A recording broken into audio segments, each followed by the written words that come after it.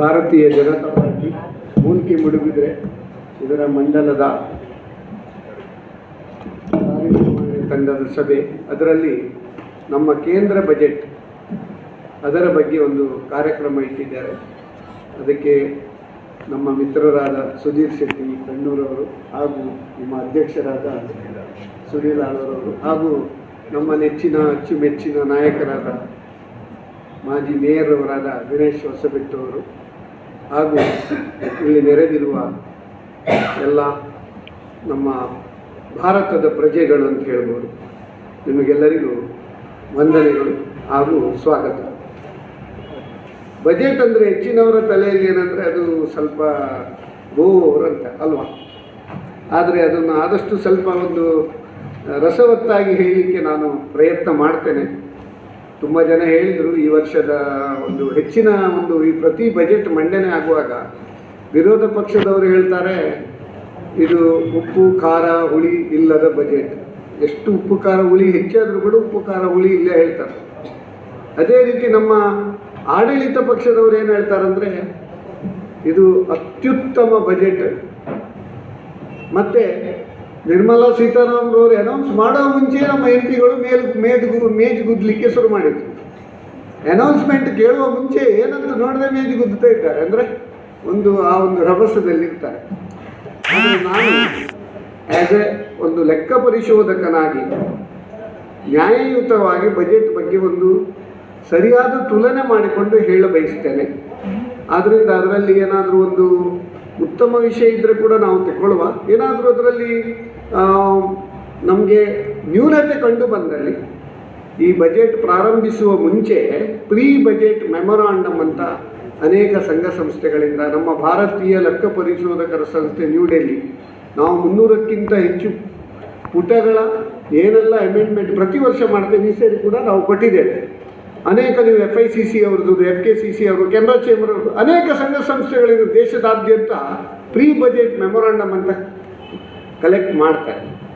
ನಮಗೆ ಈ ಬಜೆಟ್ ಮಂಡನೆ ಆದ ಕೂಡಲೇ ಇದು ಕೇವಲ ಈಗ ಮಸೂದೆ, ಆ ಮಸೂದೆಯನ್ನು ಈಗ ಒಂದು ಫೈನಾನ್ಸ್ ಆ್ಯಕ್ಟ್ ಆಗಬೇಕಾದ್ರೆ ಲೋಕಸಭೆಯಲ್ಲಿ ಸ್ವೀಕೃತಿ ಆಗಬೇಕಾದ್ರೆ ವಿಸ್ತೃತ ಚರ್ಚೆ ಆಗಬೇಕು. ಒಂದು ಸಾರಿ ಚರ್ಚೆ ಆಯಿತು, ಇನ್ನೀಗ ಪುನಃ ಅವರು ಚರ್ಚೆ ಮಾಡ್ತಾರೆ.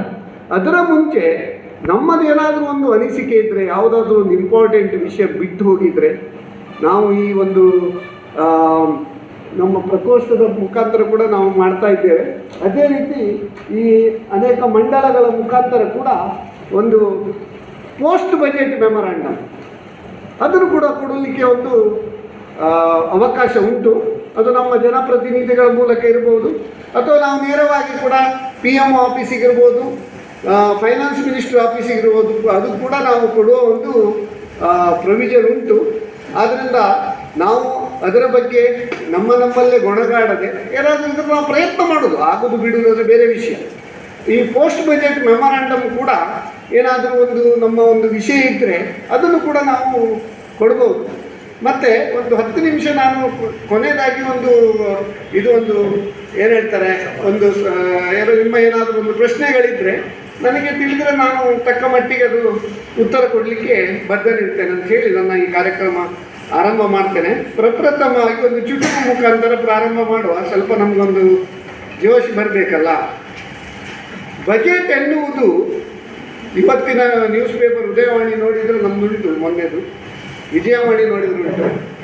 ಬಜೆಟ್ 1ನೇ ತಾರೀಕು ಬಂದ ಮೇಲೆ ಇದು ನಂದು 11ನೇ ಸ್ಪೀಚ್, ಬಜೆಟ್ ಸ್ಪೀಚ್. ಬೇರೆ ಬೇರೆ ಕಡೆಗಳಲ್ಲಿ ಆಕಾಶವಾಣಿ ಇರ್ಬೋದು, ನಮ್ಮ TVಯಲ್ಲಿರ್ಬೋದು, ಮತ್ತು ನಮ್ಮ ಕುಡ್ಲ ಚಾನಲ್ನಲ್ಲಿ ಪ್ರತಿ ವಾರ 10 ರಿಂದ 11ವರೆಗೆ ಬಿಸ್ನೆಸ್ ಟಾನಿಕ್ ಅಂತ ಒಂದು ಕಾರ್ಯಕ್ರಮ ಮಾಡ್ತಾ ಇದ್ದೇನೆ ನಾನು. ಬಿಸ್ನೆಸ್ ಟಾನಿಕ್ ಅಂದರೆ ಬಿಸ್ನೆಸ್ ಮ್ಯಾನ್ನವರಿಗೆ ಮಾತ್ರ ಅಲ್ಲ, ಈವನ್ ಎಜುಕೇಷನ್ ವಿಷಯದಲ್ಲಿರ್ಬೋದು, ಮಧ್ಯ ಆಯಾಯ ಒಂದು ಸಂದರ್ಭಕ್ಕೆ ಸರಿಯಾಗಿ ಕೆಲವು ಆಧ್ಯಾತ್ಮಿಕ ವಿಷಯಗಳನ್ನು ಕೂಡ ನಾವು ಅನೇಕ ಗಣ್ಯ ವ್ಯಕ್ತಿಗಳನ್ನು ನಮ್ಮಲ್ಲಿ ಇನ್ವೈಟ್ ಮಾಡಿ ಅವರನ್ನು ನಾವು ಇಂಟರ್ವ್ಯೂ ಮಾಡುವ ಲೈವ್ ನೇರ ಸಂವಾದ ಕಾರ್ಯಕ್ರಮ. ಯಾರಿಗಾದರೂ ಏನಾದರೂ ಡೌಟ್ ಇದ್ದರೆ ಅವರು ಕೂಡ ಪ್ರಶ್ನೆ ಕೇಳ್ಬೋದು. ಸೊ ಆ ಎಲ್ಲ ಒಂದು 154 ಸಂಚಿಕೆ ಇಷ್ಟುವರೆಗೆ ಆಗಿದೆ. ಬಜೆಟ್ ಆಗುವ ಮುಂಚೆ ಪ್ರೀ ಬಜೆಟ್ ಕೌಂಟ್ ಡೌನ್ ಅಂತ ಮಾಡಿದ್ದೇವೆ. ಆಮೇಲೆ ಬಜೆಟ್ ವಿಶ್ಲೇಷಣೆ ಬಗ್ಗೆ ನಾವು ಮಾಡಿದ್ದೇವೆ. ಅದರ ನಂತರ ಟ್ಯಾಕ್ಸೇಷನ್ ಆಸ್ಪೆಕ್ಟ್ಸ್ ಇನ್ ಬಜೆಟ್ ಕೂಡ 3 ಕಾರ್ಯಕ್ರಮ ಬಜೆಟ್ ಬಗ್ಗೆ ಈಗಾಗಲೇ ಮಾಡಿದ್ದೇವೆ. ನೀವು ಯೂಟ್ಯೂಬಿಗೆ ಹೋದರೆ ಅಥವಾ ಫೇಸ್ಬುಕ್ಕಿಗೆ ಹೋದರೆ ಬಿಸ್ನೆಸ್ ಟಾನಿಕ್ ಅಂತ ಹಾಕಿದರೆ ನಿಮಗೆಲ್ಲ ಈ ಕಾರ್ಯಕ್ರಮ ಸಿಗ್ತದೆ. ಬಿಸ್ನೆಸ್ ಮಾಡುವವರಿಗೆ ಟಾನಿಕ್ ಕೊಡುವ ಕಾರ್ಯಕ್ರಮ. ಅದಲ್ಲದೆ ಇವನ್ ಎಜುಕೇಷನ್ ಫೀಲ್ಡಲ್ಲಿ ಕೂಡ ಈಗ ನ್ಯೂ ಎಜುಕೇಷನ್ ಪಾಲಿಸಿ ಬಂದಾಗ ಕೂಡ ಅದರ ಒಂದು ಸಾಧಕ ಬಾಧಕಗಳ ವಿಷಯವನ್ನು ಕೂಡ ನಾವು ವಿಸ್ತೃತವಾಗಿ ಅದರಲ್ಲಿ ಕೂಡ ಚರ್ಚೆ ಮಾಡಿದ್ದೇವಂಥ ಒಂದು ತೃಪ್ತಿ ಇದೆ. ಬಜೆಟ್ ಎನ್ನುವುದು ಸಂವಿಧಾನ ದತ್ತ. ಬಜೆಟ್ ಎನ್ನುವುದು ಸಂವಿಧಾನ ದತ್ತ. ಫೆಬ್ರವರಿ 1ರಂದು ಎಲ್ಲರ ಒಲವು ಬಜೆಟ್ನತ್ತ. ಫೆಬ್ರವರಿ 1ರಂದು ಎಲ್ಲರ ಒಲವು ಬಜೆಟ್ನತ್ತ. ನೋಡಬೇಡಿ ಅತ್ತ ಇತ್ತ, ನೋಡಬೇಡಿ ಅತ್ತ ಇತ್ತ, ಅಭಿವೃದ್ಧಿಯಾಗಲಿದೆ ಸುತ್ತಮುತ್ತ, ಅಭಿವೃದ್ಧಿಯಾಗಲಿದೆ ಸುತ್ತಮುತ್ತ, ಇರಲಿ ಎಲ್ಲರ ಚಿತ್ತ ಕೇಂದ್ರ ಬಜೆಟ್ನತ್ತ. ನಿರ್ಮಲಾ ಹಿಡಿದಿಲ್ಲ ಹೊಸ ತೆರಿಗೆ ಎಂಬ ಬೆತ್ತ, ನಿರ್ಮಲಾ ಹಿಡಿದಿಲ್ಲ ಹೊಸ ತೆರಿಗೆ ಎಂಬ ಬೆತ್ತ, ಮಾಡುವರು ಆದಾಯ ಖರ್ಚುಗಳ ಚುಕ್ತ, ಮಾಡುವರು ಆದಾಯ ಖರ್ಚುಗಳ ಚುಕ್ತ. ವ್ಯಾಕ್ಸಿನ್ನಿಂದ ನಾವೀಗ ಆಗುತ್ತಿರುವೆವು ಕೋವಿಡ್ ಮುಕ್ತ. ವ್ಯಾಕ್ಸಿನ್ನಿಂದ ನಾವೀಗ ಆಗುತ್ತಿರುವೆವು ಕೋವಿಡ್ ಮುಕ್ತ.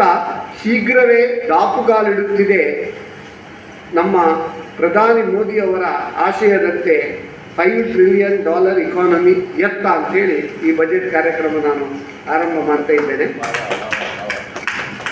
ಇನ್ನೂ ಉಂಟು ಕೆಲವು ಚುಟುಕು, ನಿಮ್ಮ ಸ್ಪಂದನೆಗೆ ಸರಿಯಾಗಿ ಚುಟುಕುಗಳನ್ನು ಹೇಳ್ತೇವೆ. ಜಾಸ್ತಿ ಚಪ್ಪಾಳೆ ಇದ್ದರೆ ಜಾಸ್ತಿ ಚುಟುಕು ಹೇಳ್ತೇವೆ, ಇಲ್ಲದಿದ್ದರೆ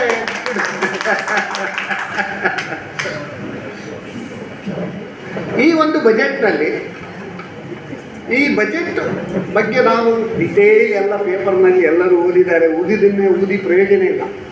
ಬಜೆಟಿನ ಒಂದು ಸಂಕ್ಷಿಪ್ತ ಪ್ರಿಯಾಂಬಲ್ 1924ನೇ ಇಸವಿಯಲ್ಲಿ ಬ್ರಿಟಿಷ್ ಇಂಡಿಯಾ ಇರುವಾಗ ಪ್ರಪ್ರಥಮವಾಗಿ ರೈಲ್ವೆ ಬಜೆಟನ್ನು ಮಂಡನೆ ಮಾಡಿದ್ರು. ಸಾಮಾನ್ಯ ಬಜೆಟ್ ಮತ್ತು ರೈಲ್ವೆ ಬಜೆಟ್ ಬೇರೆ ಬೇರೆಯಾಗಿ ವಿಂಗಡಣೆ ಮಾಡಿ ಮಂಡನೆ ಆರಂಭ ಮಾಡಿದರು. ನಮ್ಮ ಆಗಿನ ವಿತ್ತ ಸಚಿವರಾದ ಅರುಣ್ ಜೇಟ್ಲಿ ಅವರು 2017ನೇ ಇಸವಿಯಲ್ಲಿ ಆ ಬೇರೆ ಬೇರೆ ರೈಲ್ವೆ ಬಜೆಟ್ ಮತ್ತು ಸಾಮಾನ್ಯ ಬಜೆಟ್ ಆ ಒಂದು ಪದ್ಧತಿಗೆ ತಿಲಾಂಜಲಿಯನ್ನು ಕೊಟ್ಟು ಒಂದೇ ಬಜೆಟ್ ಮಂಡಿಸುವ ಒಂದು ಪರಿಪಾಠವನ್ನು 2017ರಿಂದ ಪ್ರಾರಂಭಿಸಿದರು. ಅವರ ನಂತರ ನಮ್ಮ ವಿತ್ತ ಸಚಿವೆ ನಿರ್ಮಲಾ ಸೀತಾರಾಮನ್ ಈಗ ಅವರ ಸತತ 4ನೇ ಬಜೆಟನ್ನು ಮಂಡನೆ ಮಾಡಿದರು. ಈ ಬಜೆಟಿನ ಒಂದು ಮುಖ್ಯಾಂಶ ಅಂದರೆ ಬಜೆಟ್ ಯಾಕೆ ಬೇಕು.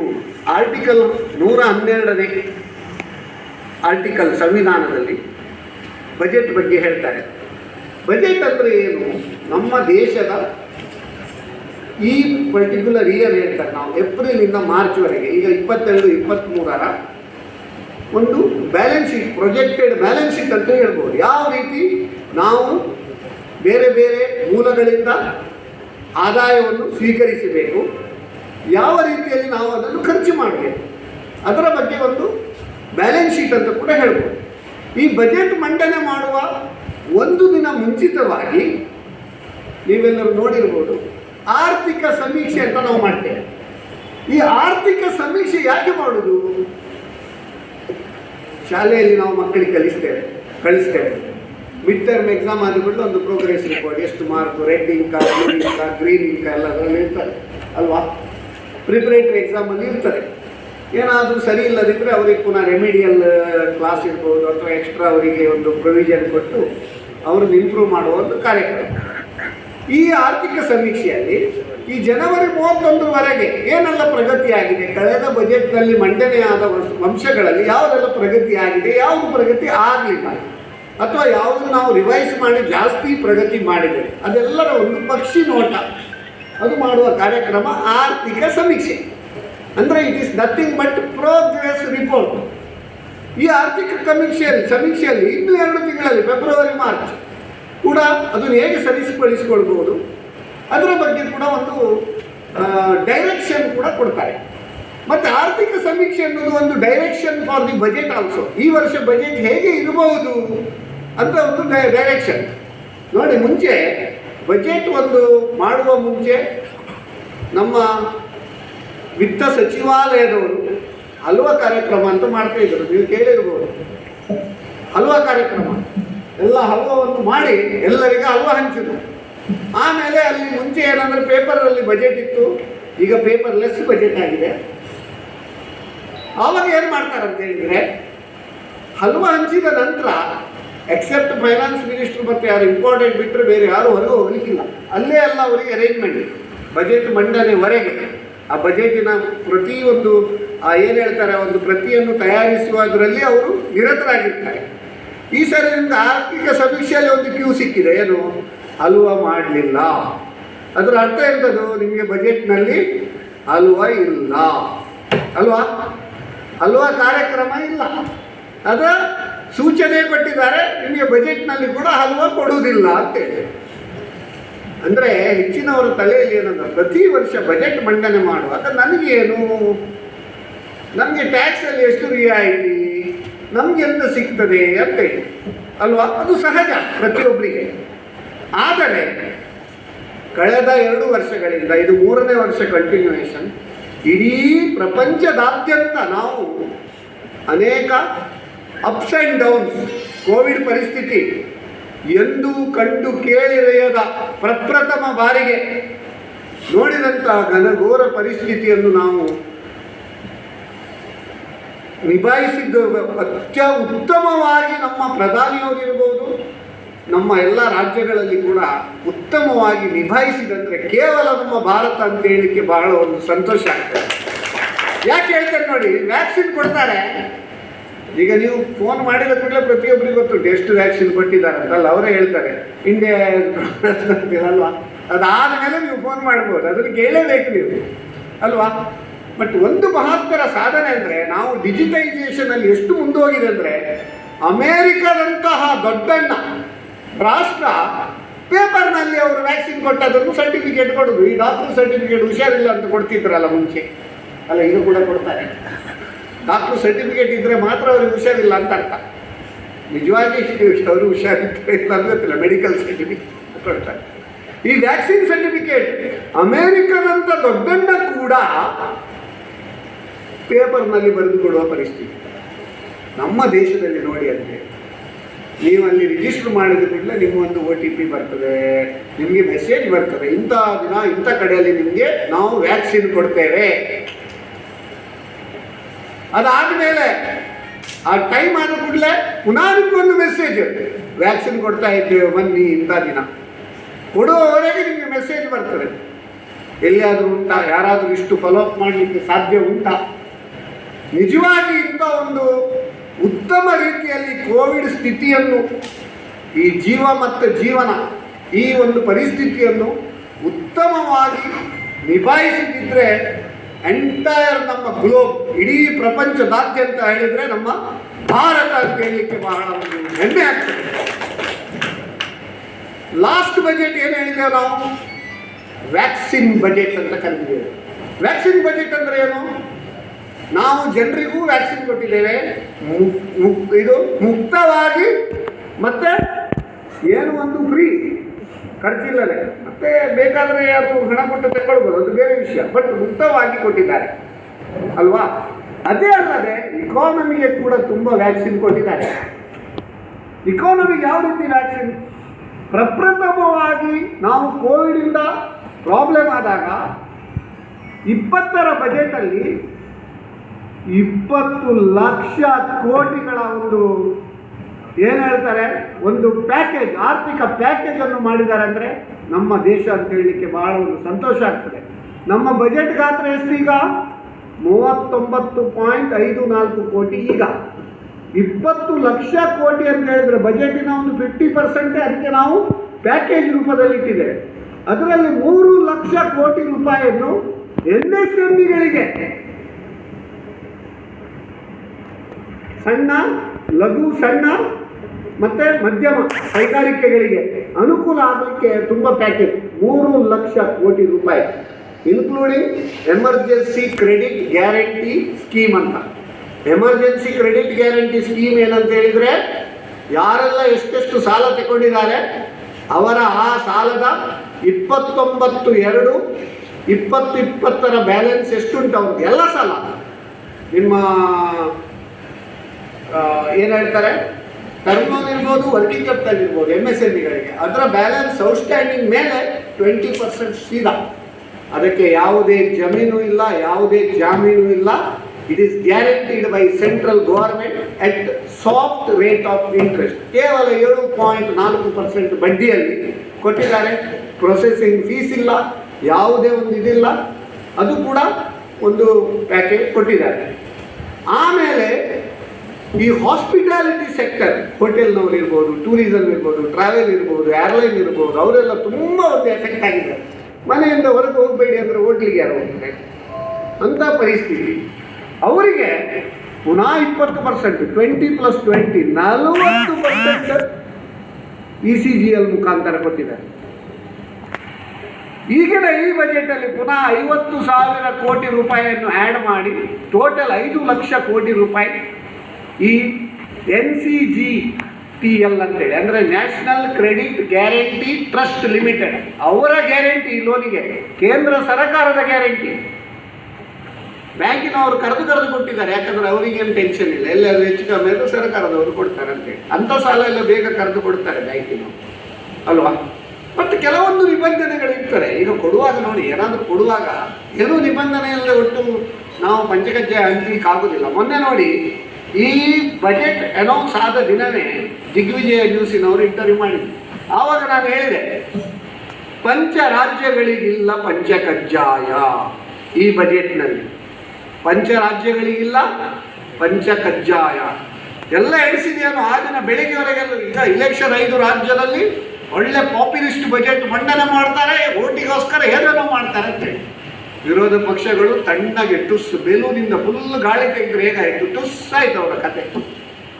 ಯಾವುದೇ ಒಂದು ಇಷ್ಟು ದಿಟ್ಟವಾಗಿ ಈ ರಾಜ್ಯದ 5 ರಾಜ್ಯಗಳ ಚುನಾವಣೆ ಇದ್ರೂ ಕೂಡ ಯಾವುದೇ ಒಂದು ಪಾಪ್ಯುಲಿಸ್ಟ್ ಮೆಜರ್ಸ್ ಮಾಡದೆ ದಿಟ್ಟವಾಗಿ ಒಂದು ಬಜೆಟ್ ಮಾಡಿದ್ದಾರೆ ಅಂದರೆ ನಿಜವಾಗಿ ನಾವು ಸೆಲ್ಯೂಟ್ ಹೊಡಿಲೇಬೇಕು. ಅಂಥ ಒಂದು ನಾವು ನಾಯಕರನ್ನು ನಾವು ನಮ್ಮ ದೇಶದಲ್ಲಿ ಹೊಂದಿದ್ದೇವೆ ಅಂತ ಹೇಳಿದರೆ ಅದು ನಮ್ಮ ಒಂದು ಸೌಭಾಗ್ಯ. ಯಾಕಂತ ಹೇಳಿದರೆ ಪರಿಸ್ಥಿತಿ ಇಂಥ ಒಂದು ಪ್ರಾಬ್ಲಮ್ ಇರುವಾಗ ಕೂಡ ಎಂಥ ಒಳ್ಳೆ ಕಾರ್ಯಕ್ರಮ ಮಾಡಿದ್ದಾರೆ ಅಂದರೆ ಅದಕ್ಕಿಂತ ನಾವು ಇದಕ್ಕಿಂತ ಇನ್ನೂ ಜಾಸ್ತಿ ಎಕ್ಸ್ಪೆಕ್ಟ್ ಮಾಡ್ತೀರಿ ಅಂತ ಹೇಳಿದರೆ something is wrong with us. Budget ಗಾತ್ರ ಕೂಡ ಹಾಗೆ 5 ವರ್ಷದಲ್ಲಿ ಈ ಪ್ಯಾಂಡಮಿಕ್ ಸಿಚುವೇಶನ್ ಇದ್ರೂ ಕೂಡ ಬಜೆಟಿನ ಯಾವುದೇ ಒಂದು ಮೊತ್ತವನ್ನು ಕಡಿಮೆ ಮಾಡದೆ ಈ ಸಾರಿ 39.54 ಲಕ್ಷ ಕೋಟಿ ಬಜೆಟ್ ಗಾತ್ರ. ಅದು ಕೂಡ ಬಹಳ ಒಂದು ವಿಶೇಷ. ಇಂಥ ಸಂದರ್ಭದಲ್ಲಿ ಕೂಡ ಮಾಡಿದ್ದಾರೆ ಅಂದರೆ ಬಹಳ ಒಂದು ನಾವು ಒಂದು ಹೆಮ್ಮೆ ಪಡಬೇಕಾದ ವಿಷಯ. ನೋಡಿ, ಒಂದು ಹೇಳ್ತಾರೆ, ಈ ಬಜೆಟ್ನಲ್ಲಿ ನನಗೇನಿಲ್ಲ ಅಂತ ಹೇಳ್ತಾರೆ. ಈ ಒಂದು ಚಿಂತಾಜನಕ ಪರಿಸ್ಥಿತಿ ಮುಂಚಿನಿಂದ ನಡೆದು ಬಂದದ್ದು, ಆದರೆ ಅದನ್ನು ಸಮರ್ಥವಾಗಿ ನಿಭಾಯಿಸಿಕೊಂಡು ಇಂಥ ಕ್ಲಿಷ್ಟಕರ ಸನ್ನಿವೇಶದಲ್ಲಿ ಕೂಡ ನಾವು ಭಾರತ ದೇಶ ಪರ್ಚೇಸಿಂಗ್ ಪ್ಯಾರಿಟಿ ಪವರ್ನಲ್ಲಿ 3ನೇ ಅತಿ ದೊಡ್ಡ ರಾಷ್ಟ್ರವಾಗಿ ಹೊರಹೊಮ್ಮಿದ್ದೇವೆ. ಅದೇ ರೀತಿ ನಮ್ಮ GDPಯಲ್ಲಿ ಕೂಡ 6ನೇ ರಾಷ್ಟ್ರವಾಗಿ ಹೊರಹೊಮ್ಮಿದ್ದೇವೆ. ಬಜೆಟ್ ಬಗ್ಗೆ ಒಂದು ಸಣ್ಣ ವಿಷಯ ಹೇಳ್ತಾರೆ. ಈ 39.5 ಲಕ್ಷ ಕೋಟಿ ಎಲ್ಲಿ ಹೋಗ್ತದೆ ಅಂದರೆ, ನಮ್ಮ ಪರಿಸ್ಥಿತಿ ಏನಾಗಿದೆ, ಸಾಲ ಮಾಡಿ ಆದರೂ ನಾವು ತುಪ್ಪ ತಿನ್ನುವ ಪರಿಸ್ಥಿತಿ. ಈ ಪರಿಸ್ಥಿತಿಯಿಂದ ಹೊರಗೆ ಬರಲಿಕ್ಕೆ ಪ್ರಯತ್ನ ಮಾಡ್ತಾ ಇದ್ದೇವೆ. ಸಡನ್ನೇ ನಾವು ಮಾಡಲಿಕ್ಕೆ ಆಗುವುದಿಲ್ಲ. ನೋಡಿ ಅಂತೆ, 39.5 ಲಕ್ಷ ಕೋಟಿಯಲ್ಲಿ 20% ಕೇವಲ ಬಡ್ಡಿ ಕಟ್ಟಲಿಕ್ಕೆ, ಸಾಲ ಮಾಡಿದ ಬಡ್ಡಿಯನ್ನು ಕಟ್ಟಲಿಕ್ಕೆ 20% ನಾವು ವಿನಿಯೋಗ ಮಾಡ್ತಾ ಇದ್ದೇವೆ. ಎಷ್ಟಾಯ್ತು 20% ಅಂದರೆ 7.5 ಲಕ್ಷ ಕೋಟಿ ಕೇವಲ ಬಡ್ಡಿ ಕಟ್ಟಲಿಕ್ಕೆ ಸಾಲದ ಮೇಲೆ ಆಯ್ತು. ಮತ್ತೆ ಅಸಲು ಕಟ್ಟುದು ಯಾವಾಗ? ಬಡ್ಡಿಗೆ ಇಷ್ಟು ಹೋದರೆ ಅಸಲು ಕಟ್ಟಲಿಕ್ಕೆ ಇನ್ನೊಂದು 50 ವರ್ಷ ಬೇಕು. ಪ್ರೊವೈಡೆಡ್ ಈ ಕೆಲವು ಮೆಜರ್ಸ್ ಮಾಡಿದ್ದೇವೆ, ಅದರ ಬಗ್ಗೆ ನಾನು ಬರ್ತೇನೆ. ಬಡ್ಡಿಗೆ 20% ಹಣ ಹೋಗ್ತದೆ. ಮತ್ತು ಸೆಂಟ್ರಲ್ ಸ್ಕೀಮಿಗೆ ಕೇವಲ 24% ಮಾತ್ರ. ಸೆಂಟ್ರಲ್ ಸ್ಕೀಮಿಗೆ ಖರ್ಚಾಗೋದು ಕೇವಲ 24% ಮಾತ್ರ. ಸ್ಟೇಟ್ಗಳಿಗೆ 17 ಹೊತ್ತು 27% ಶೇರ್ ಸಿಂಹ ಪಾಲು ರಾಜ್ಯಗಳಿಗೆ ಹೋಗ್ತದೆ. 27% ಅನ್ನೋದು ರಾಜ್ಯಗಳಿಗೆ ಹೋಗ್ತದೆ, 4% ಪೆನ್ಷನ್ ಕೊಡ್ಲಿಕ್ಕೆ ಹೋಗ್ತದೆ, 9% ಬೇರೆ ಬೇರೆ ಮಿಸೆಲೇನಿಯಸ್ ಎಕ್ಸ್ಪೆಂಡಿಚರ್ ಅಂತ ಅದಕ್ಕೆ ಹೋಗ್ತದೆ, ಮತ್ತು 8% ಸಬ್ಸಿಡಿಗೆ ಹೋಗ್ತದೆ, ಮತ್ತು 8% ಡಿಫೆನ್ಸಿಗೆ ಹೋಗ್ತದೆ. ನಮ್ಮ ದೇಶದ ಒಂದು ರಕ್ಷಣೆಗೆ. ನಮ್ಮ ದೇಶಕ್ಕೆ ನೆರೆಯ ಪಾಕಿಸ್ತಾನ ಶತ್ರು ರಾಷ್ಟ್ರ, ನೆರೆಯ ಚೈನಾ ಹಿತಶತ್ರು ರಾಷ್ಟ್ರ. ಹಿತಶತ್ರುಗಳು ಶತ್ರುಗಳಿಗಿಂತ ಜಾಸ್ತಿ ಡೇಂಜರ್. ನಾವು ಶತ್ರುಗಳ ಬಗ್ಗೆ ಯಾವಾಗಲೂ ಜಾಗ್ರತೆ ಮಾಡ್ತೇವೆ. ಹಿತಶತ್ರುಗಳ ಬಗ್ಗೆ ನಾವು ಜಾಗ್ರತೆ ಮಾಡೋದಿಲ್ಲ. ಹೇಳ್ತಾರೆ ನೋಡಿ, ಇರುಳು ಕಂಡ ಬಾವಿಯಲ್ಲಿ ಹಗಲು ಬೀಳುವಂತಹ ಪರಿಸ್ಥಿತಿ. ಅಂಥ ಒಂದು ಪರಿಸ್ಥಿತಿಯನ್ನು ಸಮರ್ಥವಾಗಿ ನಿಭಾಯಿಸಿದ್ದೇವೆ ಅಂತ ಹೇಳ್ತೇವೆ. ಆದರೆ ಇದರಲ್ಲಿ ಒಂದು ವಿಷಯ ಅಂತ ಹೇಳಿದ್ರೆ, ನಮ್ಮ ಹಣ ಎಲ್ಲಿಂದೆಲ್ಲ ಬರ್ತದೆ ಅದರ ಬಗ್ಗೆ ನೋಡಿ. ಬಹಳ ನಾವು ಒಂದು ತೆರಿಗೆ ಪಾವತಿದಾರರಿಗೆ ನಾವು ಒಂದು 2 ಸಾರಿ ಸೆಲ್ಯೂಟ್ ಹೊಡಿಬೇಕು. ಯಾಕಂತ ಹೇಳಿದ್ರೆ, ಇಂಥ ಸನ್ನಿವೇಶದಲ್ಲಿ ಕೂಡ ಈ ವರ್ಷ 21-22ರಲ್ಲಿ ನಾವು ಉತ್ತಮ ಒಂದು ಟ್ಯಾಕ್ಸ್ ಕಲೆಕ್ಷನ್, ನಮ್ಮ ಬಜೆಟೆಡ್ ಟ್ಯಾಕ್ಸ್ಗಿಂತ ಜಾಸ್ತಿ ಕಲೆಕ್ಷನ್ ಮಾಡಿದ್ದೇವೆ. ನೆಕ್ಸ್ಟ್ ಇಯರ್ ಪ್ಲಾನಿಂಗ್ ನೋಡಿ, 15% ಕಾರ್ಪೊರೇಟ್ ಟ್ಯಾಕ್ಸ್, ಈ ಕಾರ್ಪೊರೇಟ್ ವಲಯಗಳಿಂದ ಕಲೆಕ್ಟ್ ಮಾಡುವ income tax, 15% personal income tax, ಅಂದರೆ 30% ಆದಾಯ ತೆರಿಗೆಯಿಂದಲೇ ನಮಗೆ ಸಂಪನ್ಮೂಲ ಕ್ರೋಢೀಕರಣ ಮಾಡಲಿಕ್ಕೆ ಪ್ಲ್ಯಾನ್ ಹಾಕಿದ್ದಾರೆ. 16% ಗೂಡ್ಸ್ ಆ್ಯಂಡ್ ಸರ್ವಿಸಸ್ ಟ್ಯಾಕ್ಸ್. ಕೇವಲ ಇದು ನೋಡಿ, ಈ ಕಂಪೇರ್ ಮಾಡಿದ್ರೆ 30% ಕಂಪೇರ್ ಮಾಡಿದ್ರೆ ಕೇವಲ 16% GST. ಆದರೂ ಜನ ಒಬ್ಬರು ಹೇಳ್ತಾರೆ GST ಜಾಸ್ತಿ ಆಯಿತು ಅಂತ. ಆಮೇಲೆ union central exercise duties 7%, customs ಕೇವಲ 5%, ಆಮೇಲೆ ನಾನ್ ಟ್ಯಾಕ್ಸ್ ರೆವಿನ್ಯೂ 5%, ಮತ್ತು ನಾನ್ ಡೆಟ್ ಕ್ಯಾಪಿಟಲ್ ರಿಸಿಟ್ಸ್, ಈ ಡಿಸ್ಇನ್ವೆಸ್ಟ್ಮೆಂಟ್ ಇರ್ಬೋದು.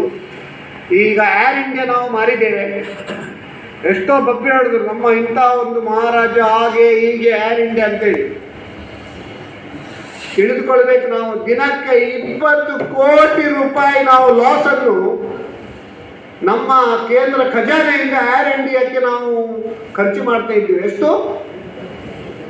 20 ಕೋಟಿ ದಿನಕ್ಕೆ ಸ್ವಾಮಿ. ಎಷ್ಟಾಯಿತು? ಅಂಥ ಒಂದು ಪರಿಸ್ಥಿತಿಯಲ್ಲಿ ಏರ್ ಇಂಡಿಯಾವನ್ನು ಕೊಟ್ಟ ಕೂಡಲೇ ಆ ದಿನದಿಂದ 20 ಕೋಟಿ ಲಾಸ್ ಆಗೋದು ತಪ್ಪಿತ್ತು ನಮಗೆ. ಎಷ್ಟಾಯಿತು? 20 ಕೋಟಿ ಇಂಟು 365 ದಿನ ಎಷ್ಟಾಯಿತು? 7-8 ಸಾವಿರ ಕೋಟಿ ರೂಪಾಯಿ ಲಾಸ್ ಆಗೋದು ತಪ್ಪಿತ್ತು. ನಮ್ಮ ಈಗಿನ ಒಂದು ಸರ್ಕಾರದ ನಿಲುವೇನೆಂದರೆ ಮಿನಿಮಮ್ ಗವರ್ಮೆಂಟ್ ಮ್ಯಾಕ್ಸಿಮಮ್ ಗವರ್ನೆನ್ಸ್ ಅಂತ. ಸರ್ಕಾರದವರು administration, law and order, policy making ಇಂಥ ಒಂದು ವಿಷಯವನ್ನು ಮಾಡಬೇಕಿಲ್ಲ. ಸರ್ಕಾರದವರು ಬಿಸ್ನೆಸ್ ಮಾಡಲಿಕ್ಕಿಲ್ಲ. ಒಂದು ಮುಂಚೆ ಒಂದು ಗಾದೆ ಇತ್ತು ಹಿಂದಿಯಲ್ಲಿ, किस राज्य में राजा व्यापारी बनता है उसका प्रजा भिखारी बनेगा. ರಾಜ ಯಾವಾಗಲೂ ವ್ಯಾಪಾರಿ ಆಗಬಾರ್ದು. ರಾಜ ವ್ಯಾಪಾರಿ ಆದರೆ ಪ್ರಜೆಗಳು ಭಿಕಾರಿ ಆಗ್ತಾರೆ. ಸೊ ಆದ್ದರಿಂದ ಈ ವ್ಯಾಪಾರ ಮಾಡುವವರಿಗೆ ಸಣ್ಣ, ಅತಿ ಸಣ್ಣದಿಂದ ಹಿಡಿದು ದೊಡ್ಡ ಕ್ಷೇತ್ರಗಳಿಗೆ ಕೂಡ ಅನೇಕ ಒಂದು ಏನು ಹೇಳ್ತಾರೆ, ಒಂದು ಮೆಜರ್ಸ್, ಘೋಷಣೆಗಳನ್ನು ಮಾಡುತ್ತಾ ಇದ್ದಾರೆ ಪ್ರತಿ ಬಜೆಟ್ನ. 2014 ಇಸ್ವಿಯಿಂದ ಈಗ 2022ನೇ ಇಸ್ವಿ ಕಾಲಿಟ್ಟಿದ್ದೇವೆ. ಅಂದಿನ ಪರಿಸ್ಥಿತಿ ಮತ್ತು ಇಂದಿನ ಪರಿಸ್ಥಿತಿ ನೋಡಿದರೆ ನಾವು ವಾಸ್ತವಾಂಶವನ್ನು ನೋಡ್ಬೋದು. ಅದರಲ್ಲಿ ನಾವು ಹೇಳಬೇಕಂತಿಲ್ಲ. ಅದೇ ರೀತಿ ಈ ಒಂದು ಬಹಳ ಒಂದು ಕಳವಳಕಾರಿ ಸನ್ನಿವೇಶ ಏನಂತ ಹೇಳಿದರೆ, 35% ನಮ್ಮ ಬಾರೋಯಿಂಗ್ನಲ್ಲಿ ನಾವು ನಮ್ಮ ಬಜೆಟ್ನಲ್ಲಿ 35% ನಮ್ಮ ಬಾರೋಯಿಂಗಲ್ಲಿದೆ. 35% ಬಾರೋವಿಂಗ್ ಅಂತ ಹೇಳಿದರೆ ಪುನಃ ಬಾರೋವಿಂಗ್ ಜಾಸ್ತಿ ಮಾಡಿದ ಕೂಡಲೇ ಏನಾಗ್ತದೆ, ನಮ್ಮದು ಫಿಸ್ಕಲ್ ಡೆಫಿಸಿಟ್ ಕೂಡ ಜಾಸ್ತಿ ಆಗ್ತದೆ. ಫಿಸ್ಕಲ್ ಡೆಫಿಸಿಟ್ ಅಂದರೆ ಏನು? ಫಿಸ್ಕಲ್ ಡೆಫಿಸಿಟ್ ಅಂದರೆ ನಾವು ವಿತ್ತೀಯ ಕೊರತೆ ಅಂತ ಹೇಳ್ತೇವೆ. ನಮ್ಮ GDPಯ ಪರ್ಸೆಂಟೇಜ್ನಲ್ಲಿ ಕ್ಯಾಲ್ಕುಲೇಟ್ ಮಾಡ್ತಾರೆ. 3, 3.5, 4 ಅಂತ ಹೇಳಿದ್ರು ಅದು 3.5ವರೆಗೆ ಉತ್ತಮ ಅಂತ ಹೇಳ್ತಿದ್ರು. ಬಟ್ ಇಂಥ ಒಂದು ಸನ್ನಿವೇಶದಲ್ಲಿ ನಾವು ವಿತ್ತೀಯ ಕೊರತೆ ನೋಡ್ಲಿಕ್ಕೆ ಆಗೋದಿಲ್ಲ. ಈಗ ಒಬ್ಬರಿಗೆ ಜೋರು ಹಾಸ್ಪಿಟಲೈಸ್ ಆಗ್ತದೆ, ಆವಾಗ ನಾವು ನಮ್ಮ ಹತ್ರ ಕಿಶೆಯಲ್ಲಿ ಹಣ ಇಲ್ಲ ಅಂತ ಹೇಳಿ ಮಾಡಿ ಸಾಲ ಮಾಡಿ ಆದರೂ ನಾವು ಹಾಸ್ಪಿಟ್ಲಿಗೆ ಸೇರಿಸ್ಬೇಕು. ಆವಾಗ ನಮ್ಮ ಆದ್ಯತೆ ಅಂದರೆ ಪ್ರಪ್ರಥಮವಾಗಿ ಗುಣಮುಖ ಆಗುತ್ತೆ, ಉಳಿದದೆಲ್ಲ ಆಮೇಲೆ. ಈ ಒಂದು ವಿಷಯದಲ್ಲಿ ಮಾತ್ರ ನಮ್ಮದು ಸಾಲ ಜಾಸ್ತಿ ಆಗಿದೆ. ಈ ಸಾಲ ಜಾಸ್ತಿ ಆದ ಕೂಡಲೇ ಏನು ಮಾಡ್ತೇವೆ, ಸಾಲ ಕಮ್ಮಿ ಮಾಡಬೇಕಾದ್ರೆ ತೆರಿಗೆಯ ಕಲೆಕ್ಷನ್ ಜಾಸ್ತಿ ಆಗಬೇಕು. ಆವಾಗ ಪುನಃ ನಾವು ತೆರಿಗೆ ಜಾಸ್ತಿ ಕೊಡಲಿಕ್ಕೆ ಆಗುವುದಿಲ್ಲ. ತೆರಿಗೆಯ ಒಂದು ಏನು ಹೇಳ್ತಾರೆ ರಿಲೀಫ್. ನೀವು ನೋಡಿರ್ಬೋದು ಎಲ್ಲ ಪತ್ರಿಕೆಗಳಲ್ಲಿ, ಅಮೇರಿಕದಂತಹ ದೊಡ್ಡಣ್ಣ ರಾಷ್ಟ್ರ ಆರ್ಥಿಕತೆಯಲ್ಲಿ ತುಂಬ ಒಂದು ಪ್ರಾಬ್ಲಮ್ ಇದೆ.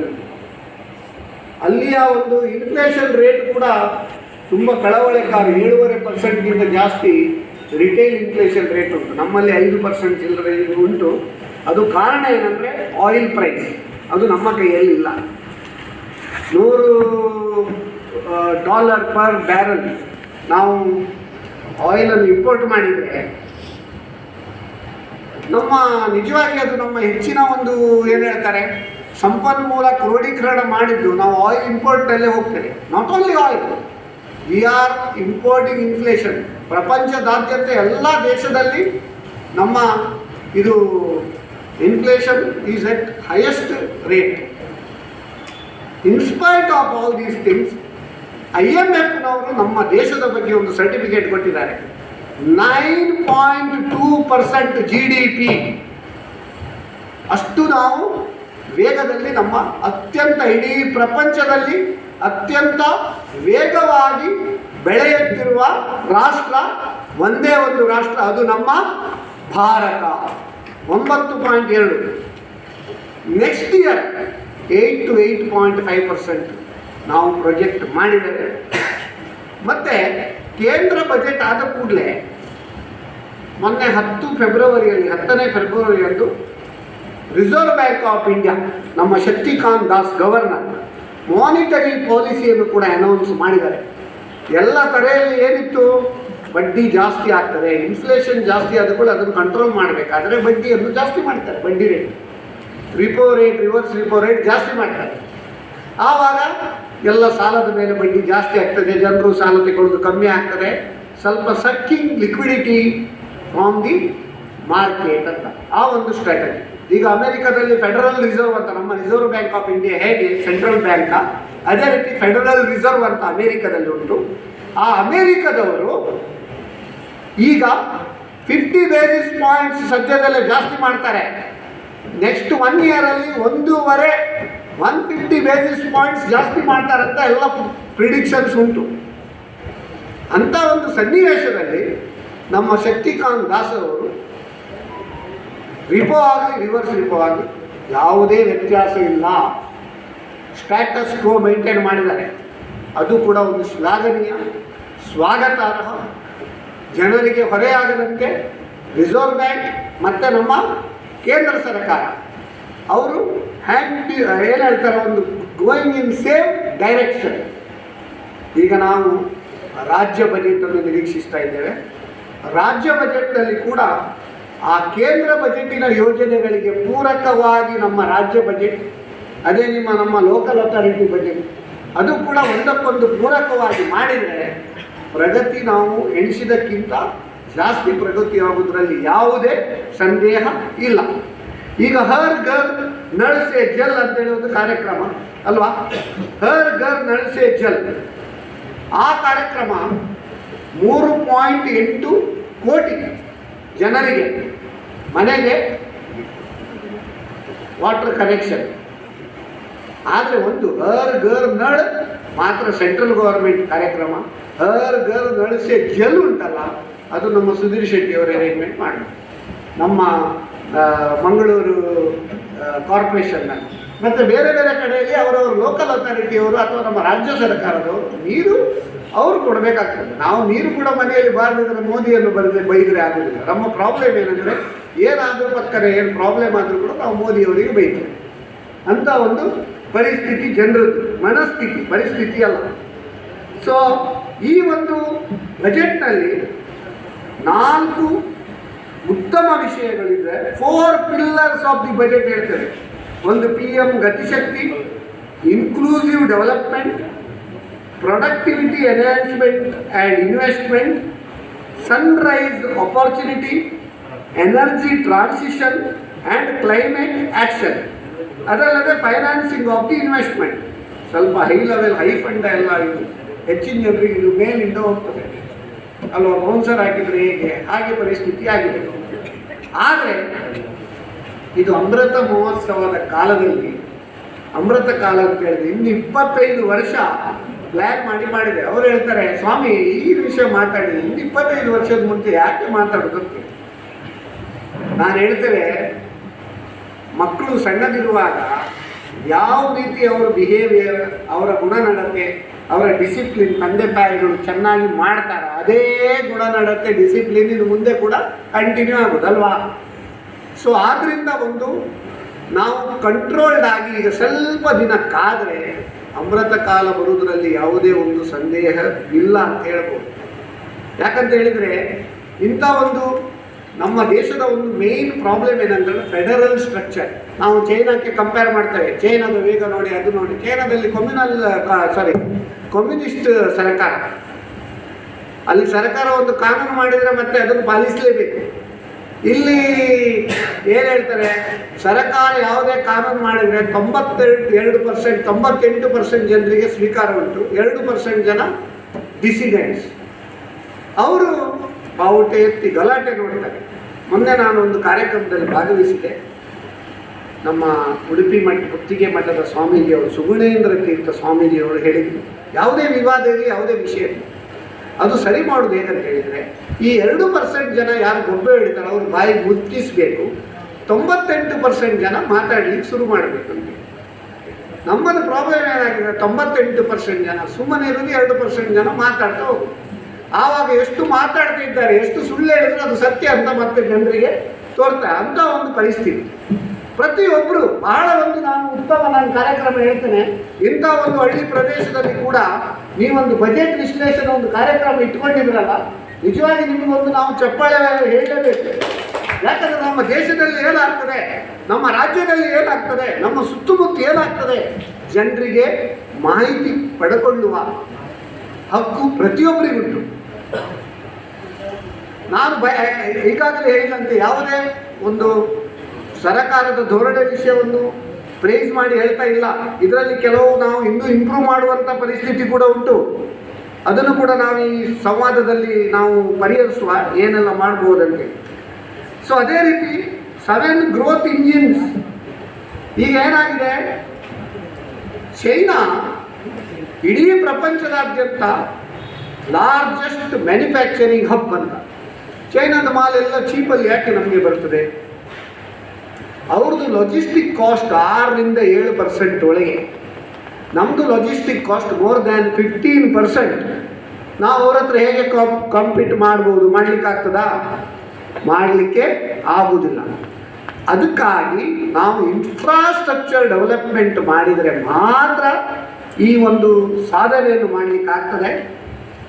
ಈಗ ನೋಡಿ, ಈ ರೈಲ್ವೆ ಇರ್ಬೋದು, ರೋಡ್ವೇಸ್ ಇರ್ಬೋದು, ಮೆಟ್ರೋ ಇರ್ಬೋದು, ಎಲ್ಲ ಇಂಟರ್ ಕನೆಕ್ಟಿವಿಟಿ ಮಾಡಿದರೆ ನಮ್ಮ ಲಾಜಿಸ್ಟಿಕ್ಸ್ ಕಾಸ್ಟನ್ನು ಕಮ್ಮಿ ಮಾಡಲಿಕ್ಕೆ ಸಾಧ್ಯ ಉಂಟು. ಮತ್ತು ಒಂದು ವಿಷಯ ಹೇಳ್ತೇವೆ ನಾವು, ಈ ಬಜೆಟ್ನಲ್ಲಿ ಕಳೆದ ಬಜೆಟ್ಗಿಂತ 35.4% ಕ್ಯಾಪಿಟಲ್ ಎಕ್ಸ್ಪೆಂಡಿಚರಿಗೆ ನಾವು ಜಾಸ್ತಿ ಒತ್ತು ಕೊಟ್ಟಿದ್ದೇವೆ. 7.5 lakh crore ಕೆಪೆಕ್ಸ್ ಅಂದರೆ 25,000 kilometre national highway. It is not A joke. 20,000 ಕೋಟಿ ಅದಕ್ಕೆ ಮೀಸಲಿಟ್ಟಿದ್ದೇವೆ. 25,000 ಕೋಟಿ ನ್ಯಾಷನಲ್ ಹೈವೇ. ನೋಡಿ, ಈ ಇನ್ಫ್ರಾಸ್ಟ್ರಕ್ಚರಿಗೆ ನೀವು ಇನ್ವೆಸ್ಟ್ ಮಾಡೋದ್ರ ಬದಲಿಗೆ ಸಬ್ಸಿಡಿ ಕೊಟ್ಟರೆ ಏನಾಗ್ತದೆ ಅಂತೇಳಿ, ಸಬ್ಸಿಡಿ ಕೊಟ್ಟರೆ ನೀವು ಅಲ್ಲೇ ನೀವು ಖರ್ಚಾಗಿ ಆ ದಿನಕ್ಕೆ ಅಲ್ಲಿ ಮುಕ್ತಾಯ ಆಯಿತು. ಅದರಿಂದ ಯಾವುದೋ ಒಂದು GDP ಬೆಳವಣಿಗೆ ಆಗುವುದಿಲ್ಲ. ಈ ಇನ್ಫ್ರಾಸ್ಟ್ರಕ್ಚರಿಗೆ ನೀವು ಒತ್ತು ಕೊಟ್ಟರೆ, ಸಾಲ ಮಾಡಿ ಆದರೂ ನೀವು ಇನ್ವೆಸ್ಟ್ ಮಾಡಿದರೆ ಜನರಿಗೆ ಅನುಕೂಲ ಆಗ್ತದೆ. ಅದರಿಂದಾಗಿ ಬೇರೆ ಎಲ್ಲ ಸೆಕ್ಟರ್ಸ್ ಕೂಡ ಡೆವಲಪ್ ಆಗ್ತದೆ. ಅದರಿಂದ ಆದಾಯ ಜಾಸ್ತಿ ಆಗ್ತದೆ. ಯಾವುದೇ ಒಂದು ಎಕ್ಸ್ಪೆಂಡಿಚರ್, ಫಿಕ್ಸೆಡ್ ಎಕ್ಸ್ಪೆಂಡಿಚರ್ ಅಥವಾ ಇನ್ಫ್ರಾಸ್ಟ್ರಕ್ಚರ್ ಎಕ್ಸ್ಪೆಂಡಿಚರ್ ಬಜೆಟ್ನಲ್ಲಿ ಜಾಸ್ತಿ ಇಟ್ಟರೆ ಆವಾಗ ಫಿಸ್ಕಲ್ ಡೆಫಿಸಿಟ್ ಜಾಸ್ತಿ ಆಗುವುದಿಲ್ಲ. ಫಿಸ್ಕಲ್ ಡೆಫಿಸಿಟ್ ಜಾಸ್ತಿ ಆದ ಕೂಡಲೇ ನಾವೇನು ಮಾಡಬೇಕು? ಅದು ಸರಿ ಮಾಡಲಿಕ್ಕೆ ಬೋರೋವಿಂಗ್ಸ್ ಮಾಡಬೇಕು. ಬೋರೋವಿಂಗ್ಸ್ ಮಾಡಿದ ಕೂಡಲೇ ಅದರದ್ದು ಬಡ್ಡಿ ಕೂಡ ಕಟ್ಟಬೇಕು. ಆದ್ದರಿಂದ ಈ ಕ್ಯಾಪಿಟಲ್ ಎಕ್ಸ್ಪೆಂಡಿಚರಿಗೆ ಎಷ್ಟು ಜಾಸ್ತಿ ಖರ್ಚು ಮಾಡ್ತೇವೆ ಅಷ್ಟು ನಮಗೆ ಅದರದ್ದು ಒಂದು ಬೆನಿಫಿಟ್ ಇಮಿಡಿಯೇಟ್ಲಿ ಅಲ್ಲ, over A period of time ಸಿಗ್ತದೆ. ಅದಕ್ಕೆ ಈ ಒಂದು ಬಜೆಟ್ನಲ್ಲಿ ಮಾಡಿದ್ದಾರೆ. ಒಂದು ವೇಳೆ ನಾವು ಈ ಕ್ಯಾಪಿಟಲ್ ಎಕ್ಸ್ಪೆಂಡಿಚರ್ ಜಾಸ್ತಿ ಮಾಡದೆ ಇನ್ನೂ ಜಾಸ್ತಿ ನಾವು ತೆರಿಗೆ ವಿನಾಯಿತಿ ಅಥವಾ ಎಷ್ಟು ಸಬ್ಸಿಡಿ ಅದೆಲ್ಲ ಕೊಟ್ಟರೆ ಇನ್ನೂ ಇನ್ಫ್ಲೇಷನ್ ಜಾಸ್ತಿ ಆಗ್ತದೆ, ಹಣದುಬ್ಬರ ಇನ್ನೂ ಜಾಸ್ತಿ ಆಗ್ತದೆ. ಅದು ನಮಗೆ ಇನ್ನೂ ಒಂದು ಬಹಳ ಒಂದು ಕಷ್ಟದ ಕೆಲಸ. ಈ ಒಂದು PLI ಸ್ಕೀಮ್ ಅಂತ, ಪ್ರೊಡಕ್ಷನ್ ಲಿಂಕ್ಡ್ ಇನ್ಸೆಂಟಿವ್ ಸ್ಕೀಮ್ ಅಂತ 14 ಸೆಕ್ಟರಿಗೆ ಅನೌನ್ಸ್ ಮಾಡಿದ್ದಾರೆ. 14 ಸೆಕ್ಟರಿಗೆ PLI ಸ್ಕೀಮ್. ನೀವು ಹೇಳ್ಬೋದು ಅವ್ರಿಗೆ ಕೊಟ್ಟರೆ ನಮಗೇನು ಅಂತೇಳಿ. ನೋಡಿ, ಒಂದು ದೊಡ್ಡ ಇಂಡಸ್ಟ್ರಿ ಬಂದರೆ ಒಂದು ಪ್ಲೇಸಲ್ಲಿ ಅದಕ್ಕೆ ಸಂಬಂಧಪಟ್ಟ ಎನ್ಸಿಲರಿ ಇಂಡಸ್ಟ್ರಿ ಬರ್ತದೆ, ಜಾಬ್ ಆಪರ್ಚುನಿಟಿ ಬರ್ತದೆ, ಟ್ಯಾಕ್ಸ್ ಕಲೆಕ್ಷನ್ ಜಾಸ್ತಿ ಆಗ್ತದೆ, ನಮ್ಮ ಎಕ್ಸ್ಪೋರ್ಟ್ಸ್ ಜಾಸ್ತಿ ಆಗ್ತದೆ, ಇಂಪೋರ್ಟ್ ಮಾಡೋದನ್ನು ಕಮ್ಮಿ ಮಾಡಬಹುದು. ಇದೆಲ್ಲ ನಮಗೆ ಬೆನಿಫಿಟ್. ಸೊ ಆದ್ದರಿಂದ ಈ ಒಂದು ಏನು ಹೇಳ್ತಾರೆ, PM ಗತಿಶಕ್ತಿ. ಗತಿ ಅಂದರೆ ವೇಗ, ಶಕ್ತಿ ಅಂದರೆ ವರ್ಧಕ, ವೇಗವರ್ಧಕ. ಇಂಥ ಒಂದು ವಿಷಯದಲ್ಲಿ ಕೂಡ ಇದು ಮಾಡಿದ್ದಾರೆ. ಮತ್ತು ನೆಕ್ಸ್ಟ್ 5 ಇಯರ್ಸಲ್ಲಿ ಈ PLI ಸ್ಕೀಮಿನಿಂದಾಗಿ 60 ಲಕ್ಷ ಉದ್ಯೋಗ ನಿರ್ಮಾಣ ಆಗುವ ಒಂದು ಗುರಿಯನ್ನು ಇಟ್ಕೊಂಡಿದ್ದಾರೆ. ಅದೇ ಅಲ್ಲದೆ ನಾನು ಈಗಾಗಲೇ ಹೇಳಿದೆ, ECLGS ಅಂದರೆ ಎಮರ್ಜೆನ್ಸಿ ಕ್ರೆಡಿಟ್ ಗ್ಯಾರಂಟಿ 50,000 ಕೋಟಿ ಎಡಿಷನಲ್ ಫಂಡನ್ನು ಅದಕ್ಕೆ ಮೀಸಲಿಟ್ಟಿದ್ದಾರೆ. ಈಗಾಗಲೇ ಸಿಕ್ಕಿದೆಲ್ಲ, ಇನ್ನೂ ಸಿಗ್ತಾರ ಅನ್ನೋ ಪ್ರಶ್ನೆ ಅಲ್ವಾ? ಮುಂಚೆ 29 ಫೆಬ್ರವರಿ 2020 ಇದ್ದ ಬ್ಯಾಲೆನ್ಸ್ ಮೇಲೆ ಈ 20% ಪ್ಲಸ್ 20 ಅಥವಾ 20% ಮತ್ತೆ ಪುನಃ 10%, 30% ಕೊಡ್ತಾ ಇತ್ತು. ಈಗ ಯಾರು ತಗೊಳ್ಳೋದಿದ್ರೆ ನೀವು ತಗೊಳ್ಬೋದು. ಈಗ ಅದನ್ನು ಚೇಂಜ್ ಮಾಡಿ 29 ಫೆಬ್ರವರಿ 2020 ಅಥವಾ 31 March 2021 which ever balance is higher ಅದರ ಮೇಲೆ ನೀವು ತಗೊಳ್ಬೋದು. ಆ ಡಿಫರೆನ್ಸ್ ನೀವು ಈಗ ತಗೊಳ್ದಿದ್ರೆ ಆ ಡಿಫರೆನ್ಸನ್ನು ಕೂಡ ಈಗ ನೀವು ತಗೊಳ್ಳಿಕ್ಕೆ ಪ್ರೊವಿಷನ್ ಉಂಟು. ಈಗ ಕೊಡುವ ಈ ಏನು ಹೇಳ್ತಾರೆ ಎಮರ್ಜೆನ್ಸಿ ಕ್ರೆಡಿಟಲ್ಲಿ 2 ವರ್ಷ ನಿಮಗೆ ರೀಪೇಮೆಂಟ್ ಹಾಲಿಡೇ, ಆಮೇಲೆ 3 ವರ್ಷದ ಕಂತಿನಲ್ಲಿ ನೀವು ಅದನ್ನು ಕಟ್ಟಿದರೆ ಸಾಕು ಅಂತ ಒಂದು ಇದು. ಬಡ್ಡಿ ಇಲ್ಲ, ರಜೆ, ಕೇವಲ ಅಸಲು ಕಟ್ಟಲಿಕ್ಕೆ ನಿಮಗೆ ರಜೆ ಇರ್ತದೆ. ಸೊ ಅದೇ ಅಲ್ಲದೆ ಈಗ ಈ PLI ಸ್ಕೀಮಿಂದ 30 ಲಕ್ಷ ಕೋಟಿ ಇನ್ವೆಸ್ಟ್ಮೆಂಟ್ ಎಕ್ಸ್ಪೆಕ್ಟ್ ಮಾಡ್ತಾ ಇದ್ದೇವೆ. ಈಗ ಸರ್ಕಾರದವರು ಇನ್ವೆಸ್ಟ್ ಮಾಡಿದಲ್ಲದೆ ಈ PLI ಸ್ಕೀಮ್ ಅನೌನ್ಸ್ ಮಾಡಿದ ಕೂಡಲೇ ಕಾರ್ಪೊರೇಟ್ ವಲಯದವರು ಇರ್ಬೋದು, FDI ಅವರು ಇರ್ಬೋದು, ಫಾರಿನ್ ಡೈರೆಕ್ಟ್ ಇನ್ವೆಸ್ಟ್ಮೆಂಟ್ ಅವರು ಇರ್ಬೋದು, 30 ಲಕ್ಷ ಕೋಟಿ ಅವರು ಕೂಡ ಇನ್ವೆಸ್ಟ್ ಮಾಡುವ ಒಂದು ಪ್ರೊಜೆಕ್ಷನ್ ಉಂಟು. ಆವಾಗ ಇನ್ನೂ ನಮ್ಮದು ಏನು ಹೇಳ್ತಾರೆ ಒಂದು ಬೆಳವಣಿಗೆ ಇನ್ನೂ ವೇಗವರ್ಧಕ ಬೆಳವಣಿಗೆ ಆಗಲಿಕ್ಕೆ ಸಾಧ್ಯತೆ ಉಂಟು. ಮತ್ತು ಈ ಫಿಸ್ಕಲ್ ಡೆಫಿಸಿಟ್ ಅನ್ನೋದು ಈಗ ನಮ್ಮಲ್ಲಿ 6.4%, 6.9 ಇತ್ತು, ಈಗ 6.4% ನೆಕ್ಸ್ಟ್ ಇಯರ್ ನಾವು ಪ್ರೊಜೆಕ್ಷನ್ ಮಾಡಿದ್ದೇವೆ. ಇದನ್ನು ನಾವು ನೆಕ್ಸ್ಟ್ ಒಂದು 4-5 ವರ್ಷದಲ್ಲಿ 25-26ರಲ್ಲಿ 4.5%ಗೆ ಡೆಫಿಸಿಟನ್ನು ಕಮ್ಮಿ ಮಾಡುವ ಒಂದು ಪ್ರೊವಿಷನನ್ನು ಇಟ್ಕೊಂಡಿದ್ದಾರೆ. ಈ ಒಂದು ಬಜೆಟಲ್ಲಿ ಕೇಂದ್ರ ಮತ್ತು ರಾಜ್ಯಗಳ ಸಂಬಂಧ ಸುಧಾರಣೆ ಕೂಡ ಅನೇಕ ಕಾರ್ಯಕ್ರಮ ಇಟ್ಟಿದೆ. ಕೇಂದ್ರ ರಾಜ್ಯ ಸಂಬಂಧ ಸುಧಾರಣೆ ಹೇಗೆ? 1 ಲಕ್ಷ ಕೋಟಿ ರೂಪಾಯಿ ಅದು ಸ್ಟೇಟ್ ಗೌರ್ಮೆಂಟ್ನವರಿಗೆ 50 ವರ್ಷಗಳ ಕಾಲ ಇಂಟ್ರೆಸ್ಟ್ ಫ್ರೀ ಲೋನನ್ನು ಕೊಡುವ ಒಂದು ಕೂಡ ಪ್ರೊವಿಷನ್ ಇಟ್ಟಿದೆ. ಸೊ ಅದು ಕೂಡ ಒಂದು, ಅದು ಯಾವುದಕ್ಕೆ? Capital ಇನ್ವೆಸ್ಟ್ಮೆಂಟಿಗೆ, subsidy ಕೊಡಲಿಕ್ಕಲ್ಲ. ಪುನಃ ಈ ತಮಿಳ್ನಾಡು ಇರ್ಬೋದು, ಬೇರೆ ಬೇರೆ ರಾಜ್ಯದಲ್ಲಿರ್ಬೋದು, ನಾವು ಅಲ್ಲಿ ಫ್ರೀ, ಇದು ಫ್ರೀ, ಮನೆಗೆ ಟ್ಯಾಕ್ಸ್ ಫ್ರೀ, ಇನ್ನೊಬ್ರು ವಿದ್ಯುತ್ ಫ್ರೀ, ಎಲ್ಲ ಫ್ರೀ ಫ್ರೀ ಫ್ರೀ ಕೊಟ್ಟು ಮತ್ತೆ ಎಲ್ಲಿಂದ ತರುವುದನ್ನು? ಅರ್ಹ ವ್ಯಕ್ತಿಗಳಿಗೆ ಫ್ರೀ ಕೊಡಬೇಕು, ಎಲ್ಲರಿಗೂ ಅರ್ಹ ಅಲ್ಲದವರಿಗೆ ಫ್ರೀ ಕೊಟ್ಟರೆ ಅಪಾತ್ರ ದಾನ ಆಗ್ತದೆ. ಅದರಿಂದ ಏನು ಪ್ರಯೋಜನ ಇಲ್ಲ. ಆಮೇಲೆ ಈಗ ನೀವು ನೋಡಿರ್ಬೋದು, LIC ಅವರ ಒಂದು ಪಬ್ಲಿಕ್ ಇಶ್ಯೂ ಈಗ ಬರ್ತಾ ಉಂಟು. ಅದು ಕೂಡ ಒಂದು ನಾವು ಹೇಳ್ತೇವೆ, LIC ಪಬ್ಲಿಕ್ ಇಶ್ಯೂ ನಮ್ಮ ದೇಶದ ಎಲ್ಲ ಇದು ಮಾರಾಟ ಮಾಡ್ತಾ ಇದ್ದಾರೆ ಅಂತೇಳಿ. ನೋಡಿ, ಈಗ LIC ಆಫ್ ಇಂಡಿಯಾ ಅದು ನಮ್ಮ ಇನ್ಶೂರೆನ್ಸ್, ಲೈಫ್ ಇನ್ಶೂರೆನ್ಸ್ ಸೆಕ್ಟರಲ್ಲಿ ದೊಡ್ಡಣ್ಣ. ಆದರೆ ಈಗ ಬೇರೆ ಬೇರೆ ಪ್ರೈವೇಟ್ ಇನ್ಶೂರೆನ್ಸ್ನವರು ಕೂಡ ಬಂದು 22-23 ಪ್ರೈವೇಟ್ ಇನ್ಶೂರೆನ್ಸ್ ಕಂಪನೀಸ್ ಕೂಡ ಅವರೊಟ್ಟಿಗೆ ಕಾಂಪೀಟ್ ಮಾಡ್ತಾ ಇದ್ದಾರೆ. ನಮ್ಮ LICಯ ವ್ಯಾಲ್ಯೂ ಎಷ್ಟು, ಅದರ ಷೇರು ಮಾರುಕಟ್ಟೆ ಮೌಲ್ಯ ಎಷ್ಟು ಗೊತ್ತೇ ಇಲ್ಲ.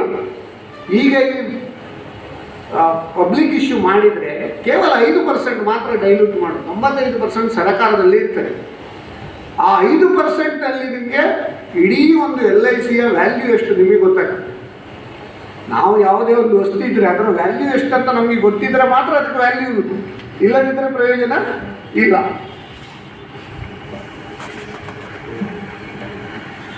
ಆದರೆ ಈ ಡಿಸ್ಇನ್ವೆಸ್ಟ್ಮೆಂಟ್ 1.5 ಲಕ್ಷ ಕೋಟಿಯ ಒಂದು ಬಜೆಟ್ ಕಳೆದ ಬಜೆಟ್ನಲ್ಲಿ ಇಟ್ಟಿದ್ರು. ಆದರೆ ಅದನ್ನೀಗ ರಿಡ್ಯೂಸ್ ಮಾಡಿ ಕೇವಲ 65,000 ಕೋಟಿಗೆ ಇಟ್ಟಿದ್ದೇವೆ. ನೆಕ್ಸ್ಟ್ ಇಯರ್ ಕೂಡ ಅದನ್ನು ಕೇವಲ 78,000 ಕೋಟಿಗೆ ಇಟ್ಟಿದ್ದೇವೆ. BPCL ಇರ್ಬೋದು, ಈಗ 2 ಪಬ್ಲಿಕ್ ಸೆಕ್ಟರ್ ಬ್ಯಾಂಕ್ ಇರ್ಬೋದು, ಅದರ ಬಗ್ಗೆ ಎಲ್ಲ ನಾವು ಮಾಡ್ತಾ ಇದ್ದಾರೆ ಅವರು, ನೋಡಬೇಕು. ಈಗ ಟ್ಯಾಕ್ಸ್ ಬಗ್ಗೆ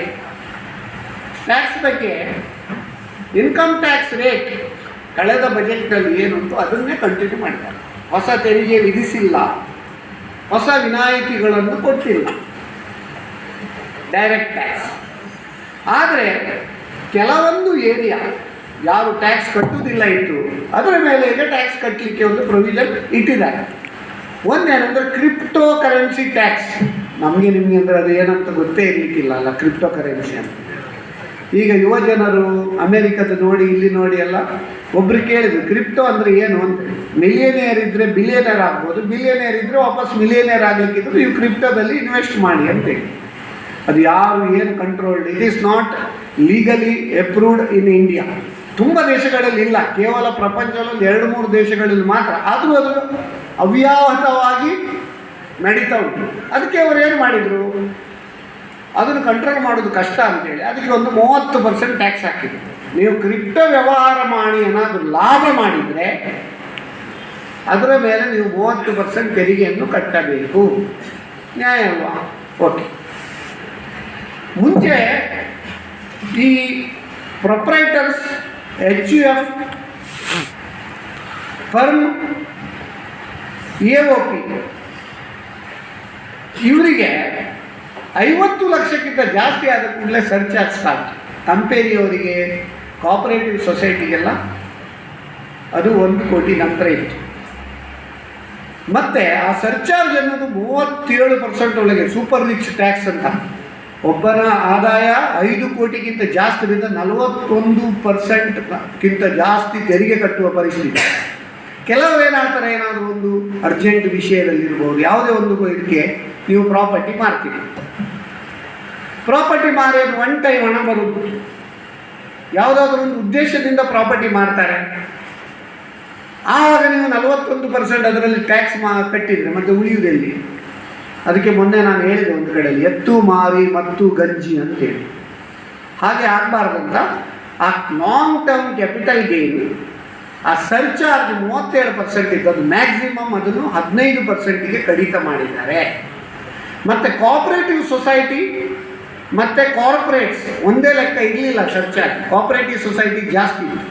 ಈಗ ಎಟ್ ಪಾರ್ ವಿತ್ ಕಾರ್ಪೊರೇಟ್ಸ್, ಕೋಆಪರೇಟಿವ್ ಸೊಸೈಟಿ ಕೂಡ ಆ ಸರ್ಚಾರ್ಜನ್ನು ಕಂಪೆನಿಗೆ ಸರಿಯಾಗಿ 10 ಕೋಟಿವರೆಗೆ ಸರ್ಚಾರ್ಜ್ ಇದ್ದದ್ದು. ಇದು ಕೇವಲ 12% ಸರ್ಚಾರ್ಜ್, 7ರಿಂದ 12% ಮಾತ್ರ ಸರ್ಚಾರ್ಜನ್ನು ಮಿತಿಗೊಳಿಸಿದ್ದಾರೆ. ಮತ್ತು ಕೋಆಪರೇಟಿವ್ ಸೊಸೈಟಿಯವರಿಗೆ ಈ ಆಲ್ಟರ್ನೇಟ್ ಮಿನಿಮಮ್ ಟ್ಯಾಕ್ಸ್ ಅಂತ. ಅಂದರೆ ಏನಂದರೆ ಈ ಆಲ್ಟರ್ನೇಟ್ ಮಿನಿಮಮ್ ಟ್ಯಾಕ್ಸ್ ಅಥವಾ ಮ್ಯಾಟ್ ಅದು ಏನಂತ ಹೇಳಿದರೆ, ಅದು ಈಗ ಅದನ್ನು ನಾವು ತುಂಬ ಟೆಕ್ನಿಕಲ್ ಸಬ್ಜೆಕ್ಟ್, ಅದ್ರ ಬಗ್ಗೆ ಮಾತಾಡಿ ಪ್ರಯೋಜನ ಇಲ್ಲ. ಅದನ್ನು ಕೂಡ ನಮ್ಮ ಕಾರ್ಪೊರೇಟ್ ವಲಯಕ್ಕೆ ಸರಿಯಾಗಿ 15%ಗೆ ಮಿತಿಗೊಳಿಸಿದ್ದಾರೆ. ಮತ್ತು ಯಾವುದಾದ್ರೂ ಒಂದು ರಿಟರ್ನ್ ಫೈಲ್ ಮಾಡುವಾಗ ಏನಾದರೂ ನಿಮ್ಮ ಆದಾಯ ಬಿಟ್ಟು ಹೋಗಿದ್ದಿದ್ರೆ, ಎಕ್ಸ್ಟ್ರಾ ಟ್ಯಾಕ್ಸ್ ಕಟ್ಟಲಿಕ್ಕಿದ್ರೆ, ಒಂದು ವೇಳೆ ತೆರಿಗೆ ಟ್ಯಾಕ್ಸ್ ಅಡ್ಮಿನಿಸ್ಟ್ರೇಷನ್ ಗೊತ್ತಾದರೆ ಅದು ನಿಮ್ಮ ಕನ್ಸಿಲ್ಮೆಂಟ್ ಎಲ್ಲ ಪೆನಾಲ್ಟಿ ಹಾಕಿ up to 300% of the tax penalty ಹಾಕುವ ಪ್ರೊವಿಷನ್ ಉಂಟು. ಅದಕ್ಕೆ ಇವರು ಏನು ಮಾಡಿದ್ದಾರೆ ಅಂದರೆ 2 ವರ್ಷದೊಳಗೆ ನೀವು ಅದನ್ನು ತಪ್ಪನ್ನು ಸರಿ ಮಾಡಿಕೊಳ್ಬೋದು.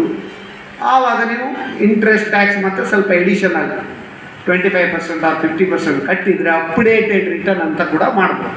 ಯಾರು ರಿಟರ್ನ್ ಫೈಲ್ ಮಾಡಲಿಲ್ಲ ಅವ್ರಿಗೆ ಹೌಸಿಂಗ್ ಲೋನ್ ಇವಾಗ 3 ವರ್ಷದ ರಿಟರ್ನ್ ಬೋರ್ಡ್ ಹೇಳ್ತಾರೆ ಮೇಡಮ್, ಅವ್ರಿಗೆ ಮಾಡಲಿಕ್ಕೆ ಆಗೋದಿಲ್ಲ.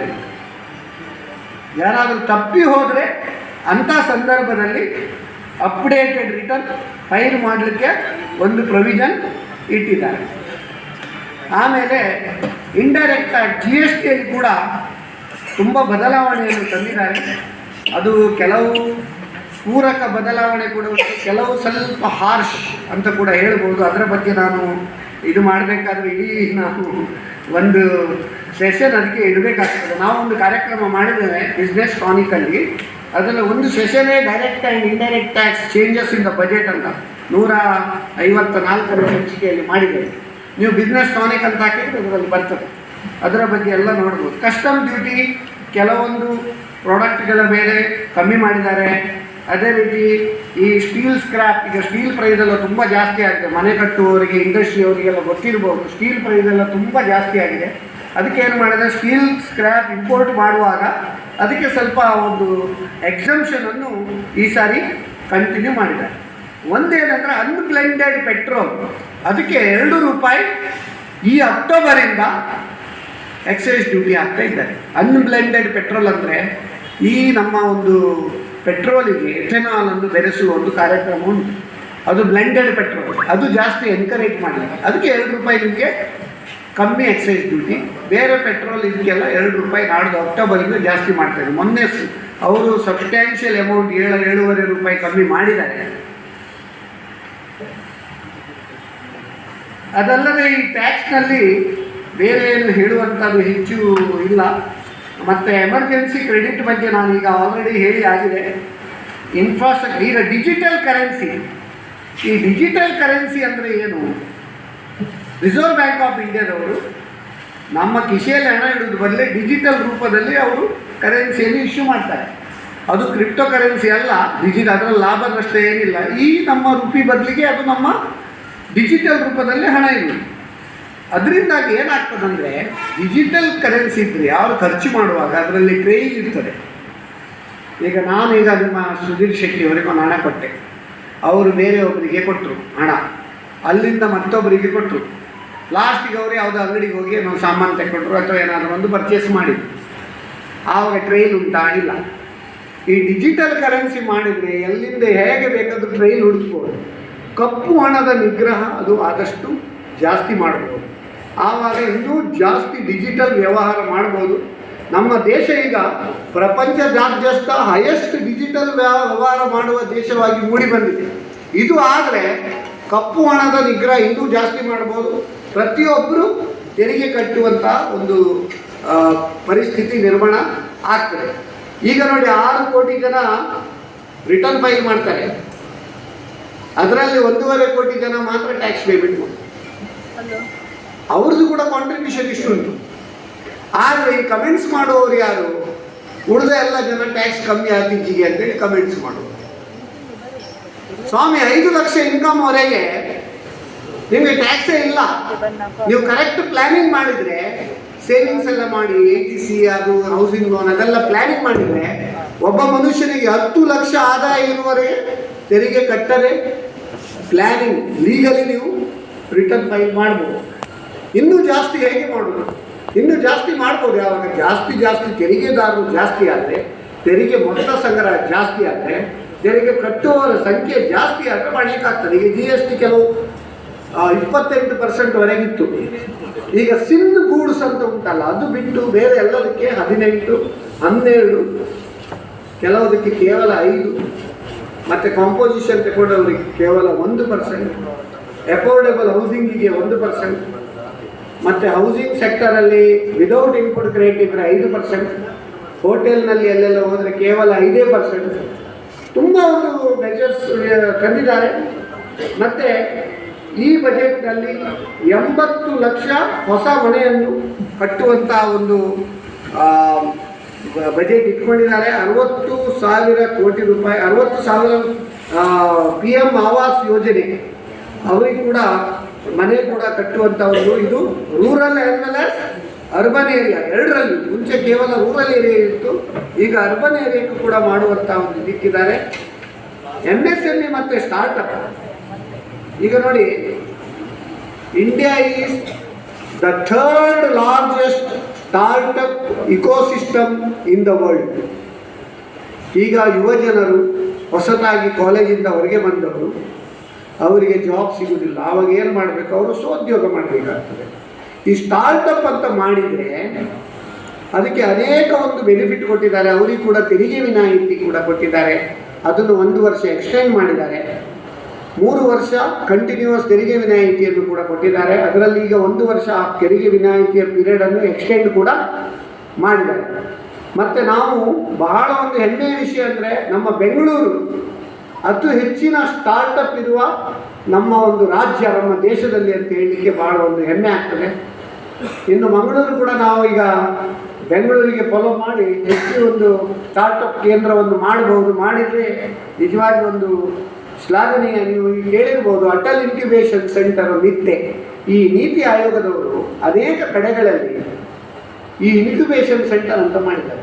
ಅದರಲ್ಲಿ ಈ ಸ್ಟಾರ್ಟಪ್ ಮಾಡುವವರಿಗೆ ಉತ್ತೇಜನ ಕೊಡೋದು, ಟ್ರೈನಿಂಗ್ ಕೊಡೋದು, ಮತ್ತು ಅವರಿಗೆ ಹ್ಯಾಂಡ್ ಹೋಲ್ಡ್ ಮಾಡೋದು, ಅವರಿಗೆ ಮಾರ್ಕೆಟಿಂಗ್ ರೆಡಿ ಮಾಡಿ ಕೊಡೋದು, ಅವರಿಗೆ ಕನ್ಸೆಷನಲ್ಲಿ ಇದರಲ್ಲಿ ಅವರಿಗೆ ಒಂದು ಪ್ರಿಮೈಸಸ್ ಕೊಡೋದು, ಆಮೇಲೆ ಅವರಿಗೆ ಸೀಡ್ ಮನಿ ಅರೇಂಜ್ಮೆಂಟ್ ಕೂಡ ಮಾಡೋದು. ಇದೆಲ್ಲ ಕಾರ್ಯಕ್ರಮ ಮಾಡ್ತಾ ಇದ್ದಾರೆ. ಯಾರಾದರೂ ಸ್ಟಾರ್ಟಪ್ ಮಾಡೋದಾದರೆ ಕೂಡ ಅವರಿಗೆ ಪ್ರಯೋಜನ ಉಂಟು.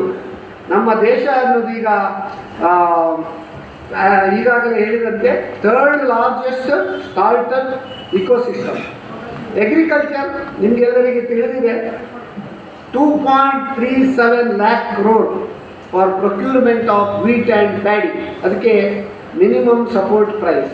ಮತ್ತು ನಮ್ಮ ಸಿರಿಧಾನ್ಯ ಅದನ್ನು ಇಡೀ ವಿಶ್ವದಾದ್ಯಂತ ಮಂಡನೆ ಮಾಡುವ ಕಾರ್ಯಕ್ರಮ ಕೂಡ ಮಾಡ್ತಾ ಇದ್ದಾರೆ, ಮಿಲೆಟ್.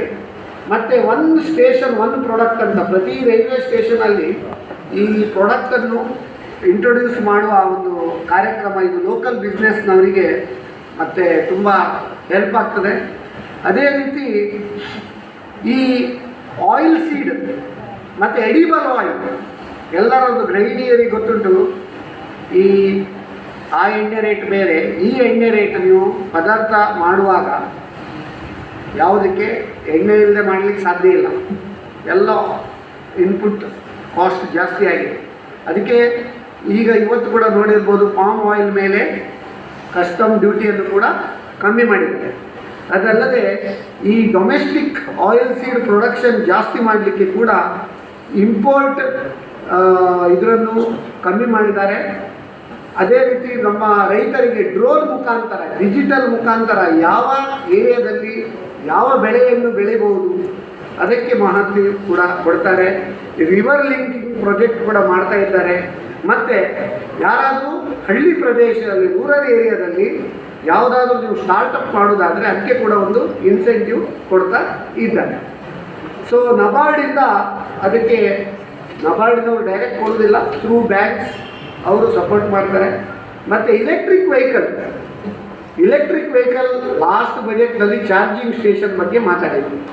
ಆ ಚಾರ್ಜಿಂಗಿಗೆ ನೀವು ತುಂಬ ಹೊತ್ತು ಕಾಯಬೇಕಾಗ್ತದೆ, ಜನರಿಗೆ ಪೇಷನ್ಸ್ ಇಲ್ಲ ಕಾಯಲಿಕ್ಕೆ. ಅದಕ್ಕೆ ಈಗ ಬ್ಯಾಟರಿ ಅದಲು ಬದಲು ಮಾಡುವಂಥ ಒಂದು ಕಾರ್ಯಕ್ರಮ. ಇಲ್ಲಿಂದ ನಾವು ಬೆಂಗಳೂರಿಗೆ ಹೋಗುವಾಗ ಹಾಸನದಲ್ಲಿ ನಮ್ಮದು ಬ್ಯಾಟ್ರಿ ಖರ್ಚಾಯ್ತು ಅಂದರೆ ಹಾಸನದಲ್ಲಿ ನಾವೇನು ಮಾಡೋದು, ನಮ್ಮ ಬ್ಯಾಟ್ರಿ ಖರ್ಚಾದದ್ದು ಅಲ್ಲಿ ಇರೋದು, ಅಲ್ಲಿ ಲೋಡ್ ಆದ ಬ್ಯಾಟ್ರಿ ನಮ್ಮ ಕಾರಿಗೆ ಮತ್ತು ಮುಂದೆ. ಈ ಒಂದು ಎಲೆಕ್ಟ್ರಿಕ್ ವೆಹಿಕಲ್ ಎಷ್ಟು ಜಾಸ್ತಿ ಆಗ್ತದೆ, ಆಯಿಲ್ ಇಂಪೋರ್ಟ್ ಅಷ್ಟು ಕಮ್ಮಿ ಆಗ್ತದೆ. ನಮ್ಮ ದೇಶದ ಒಂದು ಏನು ಹೇಳ್ತಾರೆ, ಆ ಒಂದು ಇಂಪೋರ್ಟ್ ಕಮ್ಮಿ ಆದರೆ ಆಟೋಮೆಟಿಕಲಿ ನಮ್ಮದು ಸರ್ಪ್ಲಸ್ ಫಾರೆಕ್ಸ್ ರಿಸರ್ವ್ ಜಾಸ್ತಿ ಆಗ್ತದೆ, ನಮ್ಮ ಗ್ರೋತ್ ಅದು ಕೂಡ ಜಾಸ್ತಿ ಆಗ್ತದೆ. ಅದೇ ರೀತಿ PM ಇ ವಿದ್ಯಾ ಸ್ಕೀಮ್, PM ಇ ವಿದ್ಯಾ ಸ್ಕೀಮಲ್ಲಿ ನೋಡಿರ್ಬೋದು, ಅಂಗನವಾಡಿ 2 ಲಕ್ಷ ಅಂಗನವಾಡಿಗಳನ್ನು ಸ್ಟ್ರೆಂಥನ್ ಮಾಡುವ ಕಾರ್ಯಕ್ರಮ, ಸಕ್ಷಮ್ ಅಂಗನವಾಡಿ ಅಂತೇಳಿ. ಯಾಕಂದರೆ ಮಕ್ಕಳು ಸಣ್ಣದಿರುವಾಗ ಅಲ್ಲಿಂದ ನಿಮ್ಗೆ ಡಿಜಿಟೈಸೇಷನ್ ಇರ್ಬೋದು, ಅವರಿಗೆ ಉತ್ತಮ ಒಂದು ವಾತಾವರಣ ಸೃಷ್ಟಿ ಮಾಡಿದರೆ ಮುಂದೆ ಹೋದಾಗೆ ಅವರಿಗೆ ಅದೇ ಪೂರಕ ವಾತಾವರಣದಲ್ಲಿ ಅವರು ಬೆಳೀಲಿಕ್ಕೆ ಸಹಕಾರಿಯಾಗ್ತದೆ. 1 ಕ್ಲಾಸ್ 1 TV ಚಾನಲ್ ಅಂತ 200 TV ಚಾನಲ್ ಕೂಡ ಸ್ಟಾರ್ಟ್ ಮಾಡ್ತಾ ಇದ್ದಾರೆ. ಅದೇ ರೀತಿ ನ್ಯಾಷನಲ್ ಸ್ಕಿಲ್ ಕ್ವಾಲಿಫಿಕೇಷನ್ ಆ ಕಾರ್ಯಕ್ರಮ ಮಾಡ್ತಾ ಇದ್ದಾರೆ. ಇವತ್ತು ಪೇಪರ್ನಲ್ಲಿ ನೀವು ನೋಡಿರ್ಬೋದು, ನಾವೀಗ ಮಾಡುವ ಎಜುಕೇಷನ್ ಸಿಸ್ಟಮಲ್ಲಿ 50% ಜನರು ನಿರುದ್ಯೋಗ. ಕಾರಣ ಏನಂತ ಹೇಳಿದ್ರೆ ಅವರಿಗೆ ಎಂಪ್ಲಾಯಬಲ್ ಅಲ್ಲ, ಅವರಿಗೆ ಉದ್ಯೋಗ ಮಾಡುವ ಸ್ಕಿಲ್ ಸೆಟ್ ಇಲ್ಲ. ಅದಕ್ಕೆ ಕೂಡ ಈ ಸ್ಕಿಲ್ ಸೆಟ್ ಡೆವಲಪ್ ಮಾಡಲಿಕ್ಕೆ ಕೂಡ ಅನೇಕ ಕಾರ್ಯಕ್ರಮಗಳನ್ನು ಈ ಬಜೆಟ್ನಲ್ಲಿ ಕೂಡ ಹಾಕಿದ್ದಾರೆ. ಅದೇ ರೀತಿ ಡಿಜಿಟಲ್ ವಿಷಯ ಇರ್ಬೋದು, ಡಿಜಿಟಲ್ ಬ್ಯಾಂಕಿಂಗ್ ಇರ್ಬೋದು, ಪೋಸ್ಟ್ ಆಫೀಸ್, ಎಲ್ಲ ಪೋಸ್ಟ್ ಆಫೀಸ್ ನಾವು ಬ್ಯಾಂಕಿನಾಗಿ ವ್ಯವಹಾರ ಮಾಡ್ತೇವೆ, ಲೋನ್ ಕೊಡೋದೊಂದು ಬಿಟ್ಟು. ಕೋರ್ ಬ್ಯಾಂಕಿಂಗ್ ಸಿಸ್ಟಮಲ್ಲಿ ಎಲ್ಲ ಪೋಸ್ಟ್ ಆಫೀಸನ್ನು ಅಪ್ಗ್ರೇಡ್ ಮಾಡ್ತಾ ಇದ್ದಾರೆ. ಆಮೇಲೆ ಹೆಲ್ತ್ ಕೇರಲ್ಲಿ ಕೂಡ ಬಹಳ ಕಳವಳಕಾರಿ ವಿಷಯ ಅಂದರೆ ವರ್ಲ್ಡ್ ಹೆಲ್ತ್ ಆರ್ಗನೈಸೇಷನ್ ಅವರು ಹೇಳ್ತಾರೆ, ಪ್ರಪಂಚದಾದ್ಯಂತ 4 ಜನರಲ್ಲಿ ಒಬ್ಬರಿಗೆ ಮಾನಸಿಕವಾಗಿ ಡಿಸ್ಟರ್ಬೆನ್ಸ್ ಪರಿಸ್ಥಿತಿ ಉಂಟು. ಹೆಚ್ಚಿನವರು ಸುಸೈಡ್ ಮಾಡಿಕೊಳ್ಳೋದು, ಡಿಪ್ರೆಷನ್ಗೆ ಒಳಗಾಗೋದು, ಅಂಥದ್ದೆಲ್ಲ ಪರಿಸ್ಥಿತಿ. ಅದಕ್ಕೆ ಅವರು 23 ಈ mental health care centre under the mentorship of NIMHANS ಅದು ಕೂಡ ಮಾಡ್ತಾ ಇದ್ದಾರೆ. ಮತ್ತು ಆಯುಷ್ಮಾನ್ ಭಾರತದ ಪ್ರಕಾರ ನಮ್ಮ ಆಯುಷ್ಮಾನ್ ಕಾರ್ಡ್ ಇರ್ಬೋದು, ಅದೆಲ್ಲ ನಾವು ಡಿಜಿಟೈಸೇಷನ್ ಮಾಡಿ ಯಾರಿಗೆ ಸೌಲಭ್ಯ ವಂಚಿತರಾಗಿದ್ದಾರೆ ಅವರಿಗೆ ಸೌಲಭ್ಯ ಕೊಡೋದು, ಅದರ ಒಂದು ಇಂಪ್ರೂವ್ಮೆಂಟ್ ಕೂಡ ಮಾಡ್ತಾ ಇದ್ದಾರೆ. ಮತ್ತು ಈಸ್ ಆಫ್ ಡೂಯಿಂಗ್ ಬಿಸ್ನೆಸ್ ಅಂತ ಹೇಳ್ತೇವೆ. 1486 ಹಳೇ ಕಾಯ್ದೆ, ಎಷ್ಟು ಕಾಯ್ದೆ ಉಂಟಂತ ಯಾರಿಗೂ ಗೊತ್ತಿಲ್ಲ, ಅದರಲ್ಲಿ 1486 ಹಳೆ ಕಾಯ್ದೆಗಳನ್ನು ರದ್ದು ಮಾಡ್ತಾ ಇದ್ದಾರೆ, ಅಗತ್ಯ ಇಲ್ಲದ ಕಾಯ್ದೆ. ಈಸ್ ಆಫ್ ಡೂಯಿಂಗ್ ಬಿಸ್ನೆಸ್ ನೀವು ಈ ಇಂಡೆಕ್ಸ್ ಅಂತ ಉಂಟು, 2014ರಲ್ಲಿ 128ನೇ ಸ್ಥಾನದಲ್ಲಿದ್ದ Bharat ease of doing business ಅಂದರೆ 128ನೇ ಸ್ಥಾನ ಅಂದರೆ ತುಂಬ ಒಂದು ಶೋಚನೀಯ ಪರಿಸ್ಥಿತಿ, ಒಂದು ಬಿಸ್ನೆಸ್ ಮಾಡೋರಿಗೆ ಎಷ್ಟು ಕಷ್ಟ. ಈಗ ಅದು 63ನೇ ಸ್ಥಾನಕ್ಕೆ ಬಂದಿದೆ. ಇನ್ನು ಇದೆಲ್ಲ ಮಾಡಿದ್ರಿಂದ ಇನ್ನೂ ನಾವು ಇಂಪ್ರೂವ್ ಆಗ್ಬೋದು ಅಂತ ಹೇಳ್ತೇವೆ. ಅದೇ ರೀತಿ ಡಿಫೆನ್ಸ್, ನಾನು ಈಗಾಗಲೇ ಹೇಳಿದರೆ 8% of our budget outlay is going for defence. ಅದರಲ್ಲಿ ಒಂದು ಬಹಳ ಉತ್ತಮ ವಿಷಯ ಏನಂದರೆ 68% of capital expenditure for defence it is earmarked for domestic industries. ಅದರಿಂದಾಗಿ ಮೇಕ್ ಇನ್ ಇಂಡಿಯಾಕ್ಕೆ ಜಾಸ್ತಿ ಒತ್ತು ಕೊಡ್ತೇವೆ. ನಮ್ಮ ದೇಶದೊಳಗೆ ಡೊಮೆಸ್ಟಿಕ್ ಪ್ರೊಕ್ಯೂರ್ಮೆಂಟೇ ಮಾಡಲಿಕ್ಕೆ ಪ್ರೊವಿಷನ್ ಇಟ್ಟಿದ್ದೇವೆ. ಅದೇ ರೀತಿ ಇದು ಡಿಫೆನ್ಸಲ್ಲಿ ನೀವು PPP ಮಾಡೆಲಲ್ಲಿ ಕೂಡ ಅವರು ಎನ್ಕರೇಜ್ ಮಾಡ್ತಾ ಇದ್ದೇವೆ. ಮತ್ತು ರೈಲ್ವೆ ವಿಷಯದಲ್ಲಿ 400 new generation Vande Bharat train ಅದು 3 ವರ್ಷದಲ್ಲಿ ಇಂಟ್ರೊಡ್ಯೂಸ್ ಮಾಡ್ತಾ ಇದ್ದಾರೆ. ಮತ್ತು 2000 ಕಿಲೋಮೀಟರ್ ರೈಲ್ವೆ ನೆಟ್ವರ್ಕನ್ನು ನಮ್ಮದು Kavach for safety and capacity augmentation ಅದರಲ್ಲಿ ಮಾಡ್ತಾ ಇದ್ದಾರೆ. ಈ ವಂದೇ ಭಾರತ್ ಟ್ರೈನಿನ ವಿಶೇಷತೆ ನಿಮ್ಗೆ ಗೊತ್ತುಂಟಲ್ಲ. ಈಗ ಪ್ರಾಬ್ಲಮ್ ಅನ್ನೋದು, ಈಗ ನೋಡಿ ನಾನು ಬರುವಾಗ ಪ್ರಾಬ್ಲಮ್ ಅದೇ ಆಗೋದು, ಗೇಟ್ ಹತ್ರ 15 ನಿಮಿಷಕ್ಕಾಗಿ ನಾವು ಕೇವಲ ಟ್ರೈನ್ ಒಳ್ಳೆಯದು ಮಾಡಿದರೆ ಆಗೋದಿಲ್ಲ, ಬರುವ ಹೋಗುವ ಅದನ್ನು ಕೂಡ ಪರಿಸ್ಥಿತಿ ಸರಿ ಮಾಡಬೇಕಾಗ್ತದೆ. ಸೊ ಈ ವಂದೇ ಭಾರತ್ ಟ್ರೈನ್ ಇದು ಸ್ಪೀಡ್ 160ರಿಂದ 180 ಕಿಲೋಮೀಟರ್ ಪರ್ ಅವರ್ ಆ ಸ್ಪೀಡಲ್ಲಿ ಟ್ರೈನ್ ಹೋಗ್ತದೆ. ಆವಾಗ ನಿಮ್ಮ ಟೈಮ್ ಸೇವಿಂಗ್ಸು ತುಂಬ ಜಾಸ್ತಿ ಆಗ್ತದೆ. ರೈಲ್ವೆ ಮಿನಿಸ್ಟ್ರಿ 1,40,367 ಕೋಟಿ ಲಾಸ್ಟ್ ಇಯರ್ ಇದ್ದದ್ದು ಈ ಸಾರಿ 20,311 ಕೋಟಿ ಎಡಿಷನಲ್ ಇನ್ವೆಸ್ಟ್ಮೆಂಟು ಮಾಡ್ತಾ ಇದ್ದಾರೆ.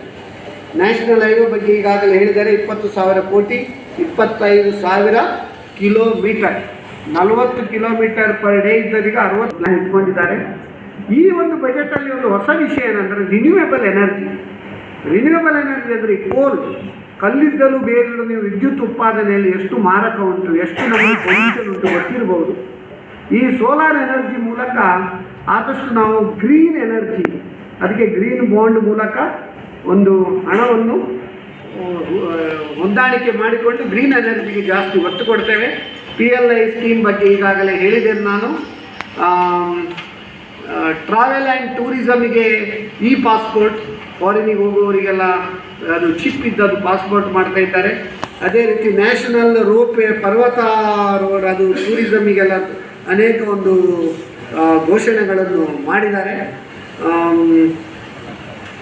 ಈ ಬಜೆಟ್ ನಾವು ಸಂಕ್ಷಿಪ್ತವಾಗಿ ಹೇಳುವುದೇನಂತ ಹೇಳಿದರೆ, inclusive budget, growth oriented budget, booster dose budget, no short term pain but still long term gain ಅಂತ ಹೇಳ್ಬೋದು.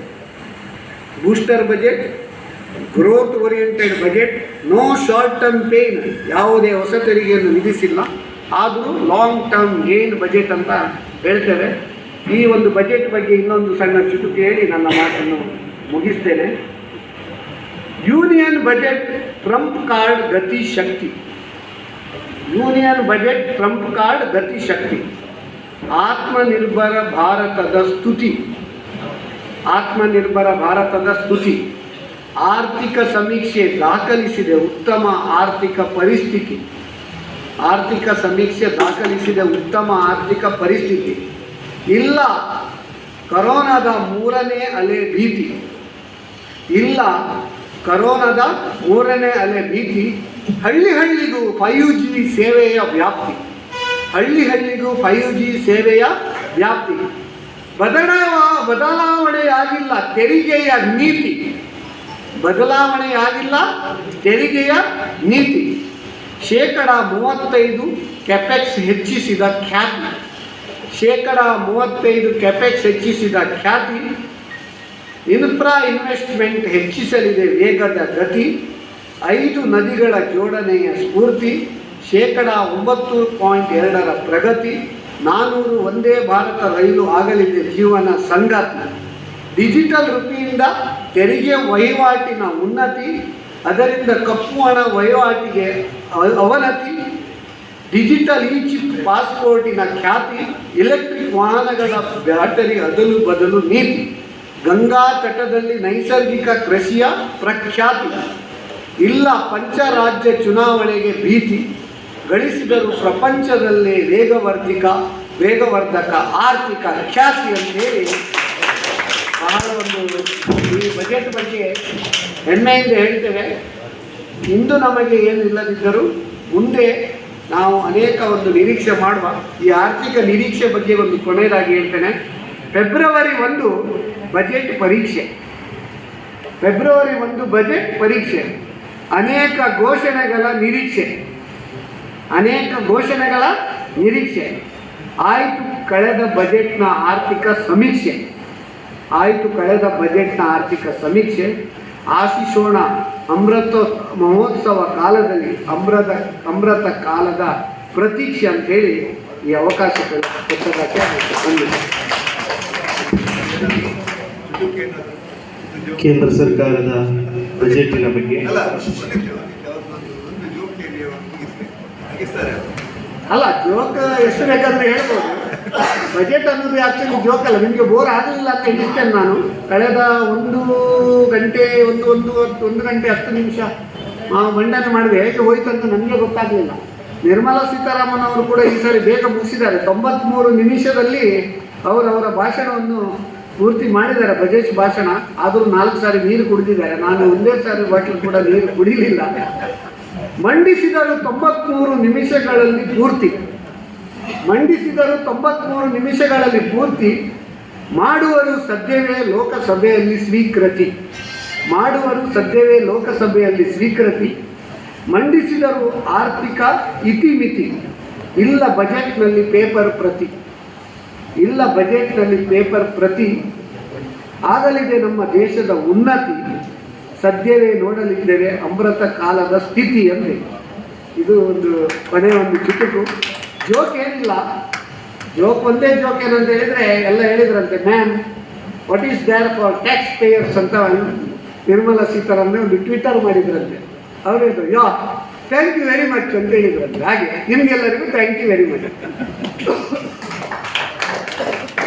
ಯಾವುದಾದ್ರೂ ಒಂದು ಬಜೆಟ್ ಬಗ್ಗೆ ಏನಾದರೂ ಸಂಶಯ ಇದ್ದರೆ, ಏನಾದರೂ ಡೌಟ್ ಇದ್ದರೆ ದಯವಿಟ್ಟು ಕೇಳಿ. ನನಗೆ ಆದರೂ ಅಥವಾ ನಿಮ್ಗೆ ಏನಾದರೂ ಅನಿಸಿಕೆ ಇದ್ರೆ ಇಲ್ಲಿ ಬಂದು ಕೂಡ ಒಂದು 2 ನಿಮಿಷ ಹೇಳ್ಬೋದಲ್ಲ. ಅವರು ಯಾರಾದರೂ ಬಂದರೆ ಅವ್ರದ್ದೊಂದು ಹೇಳ್ಬೋದು.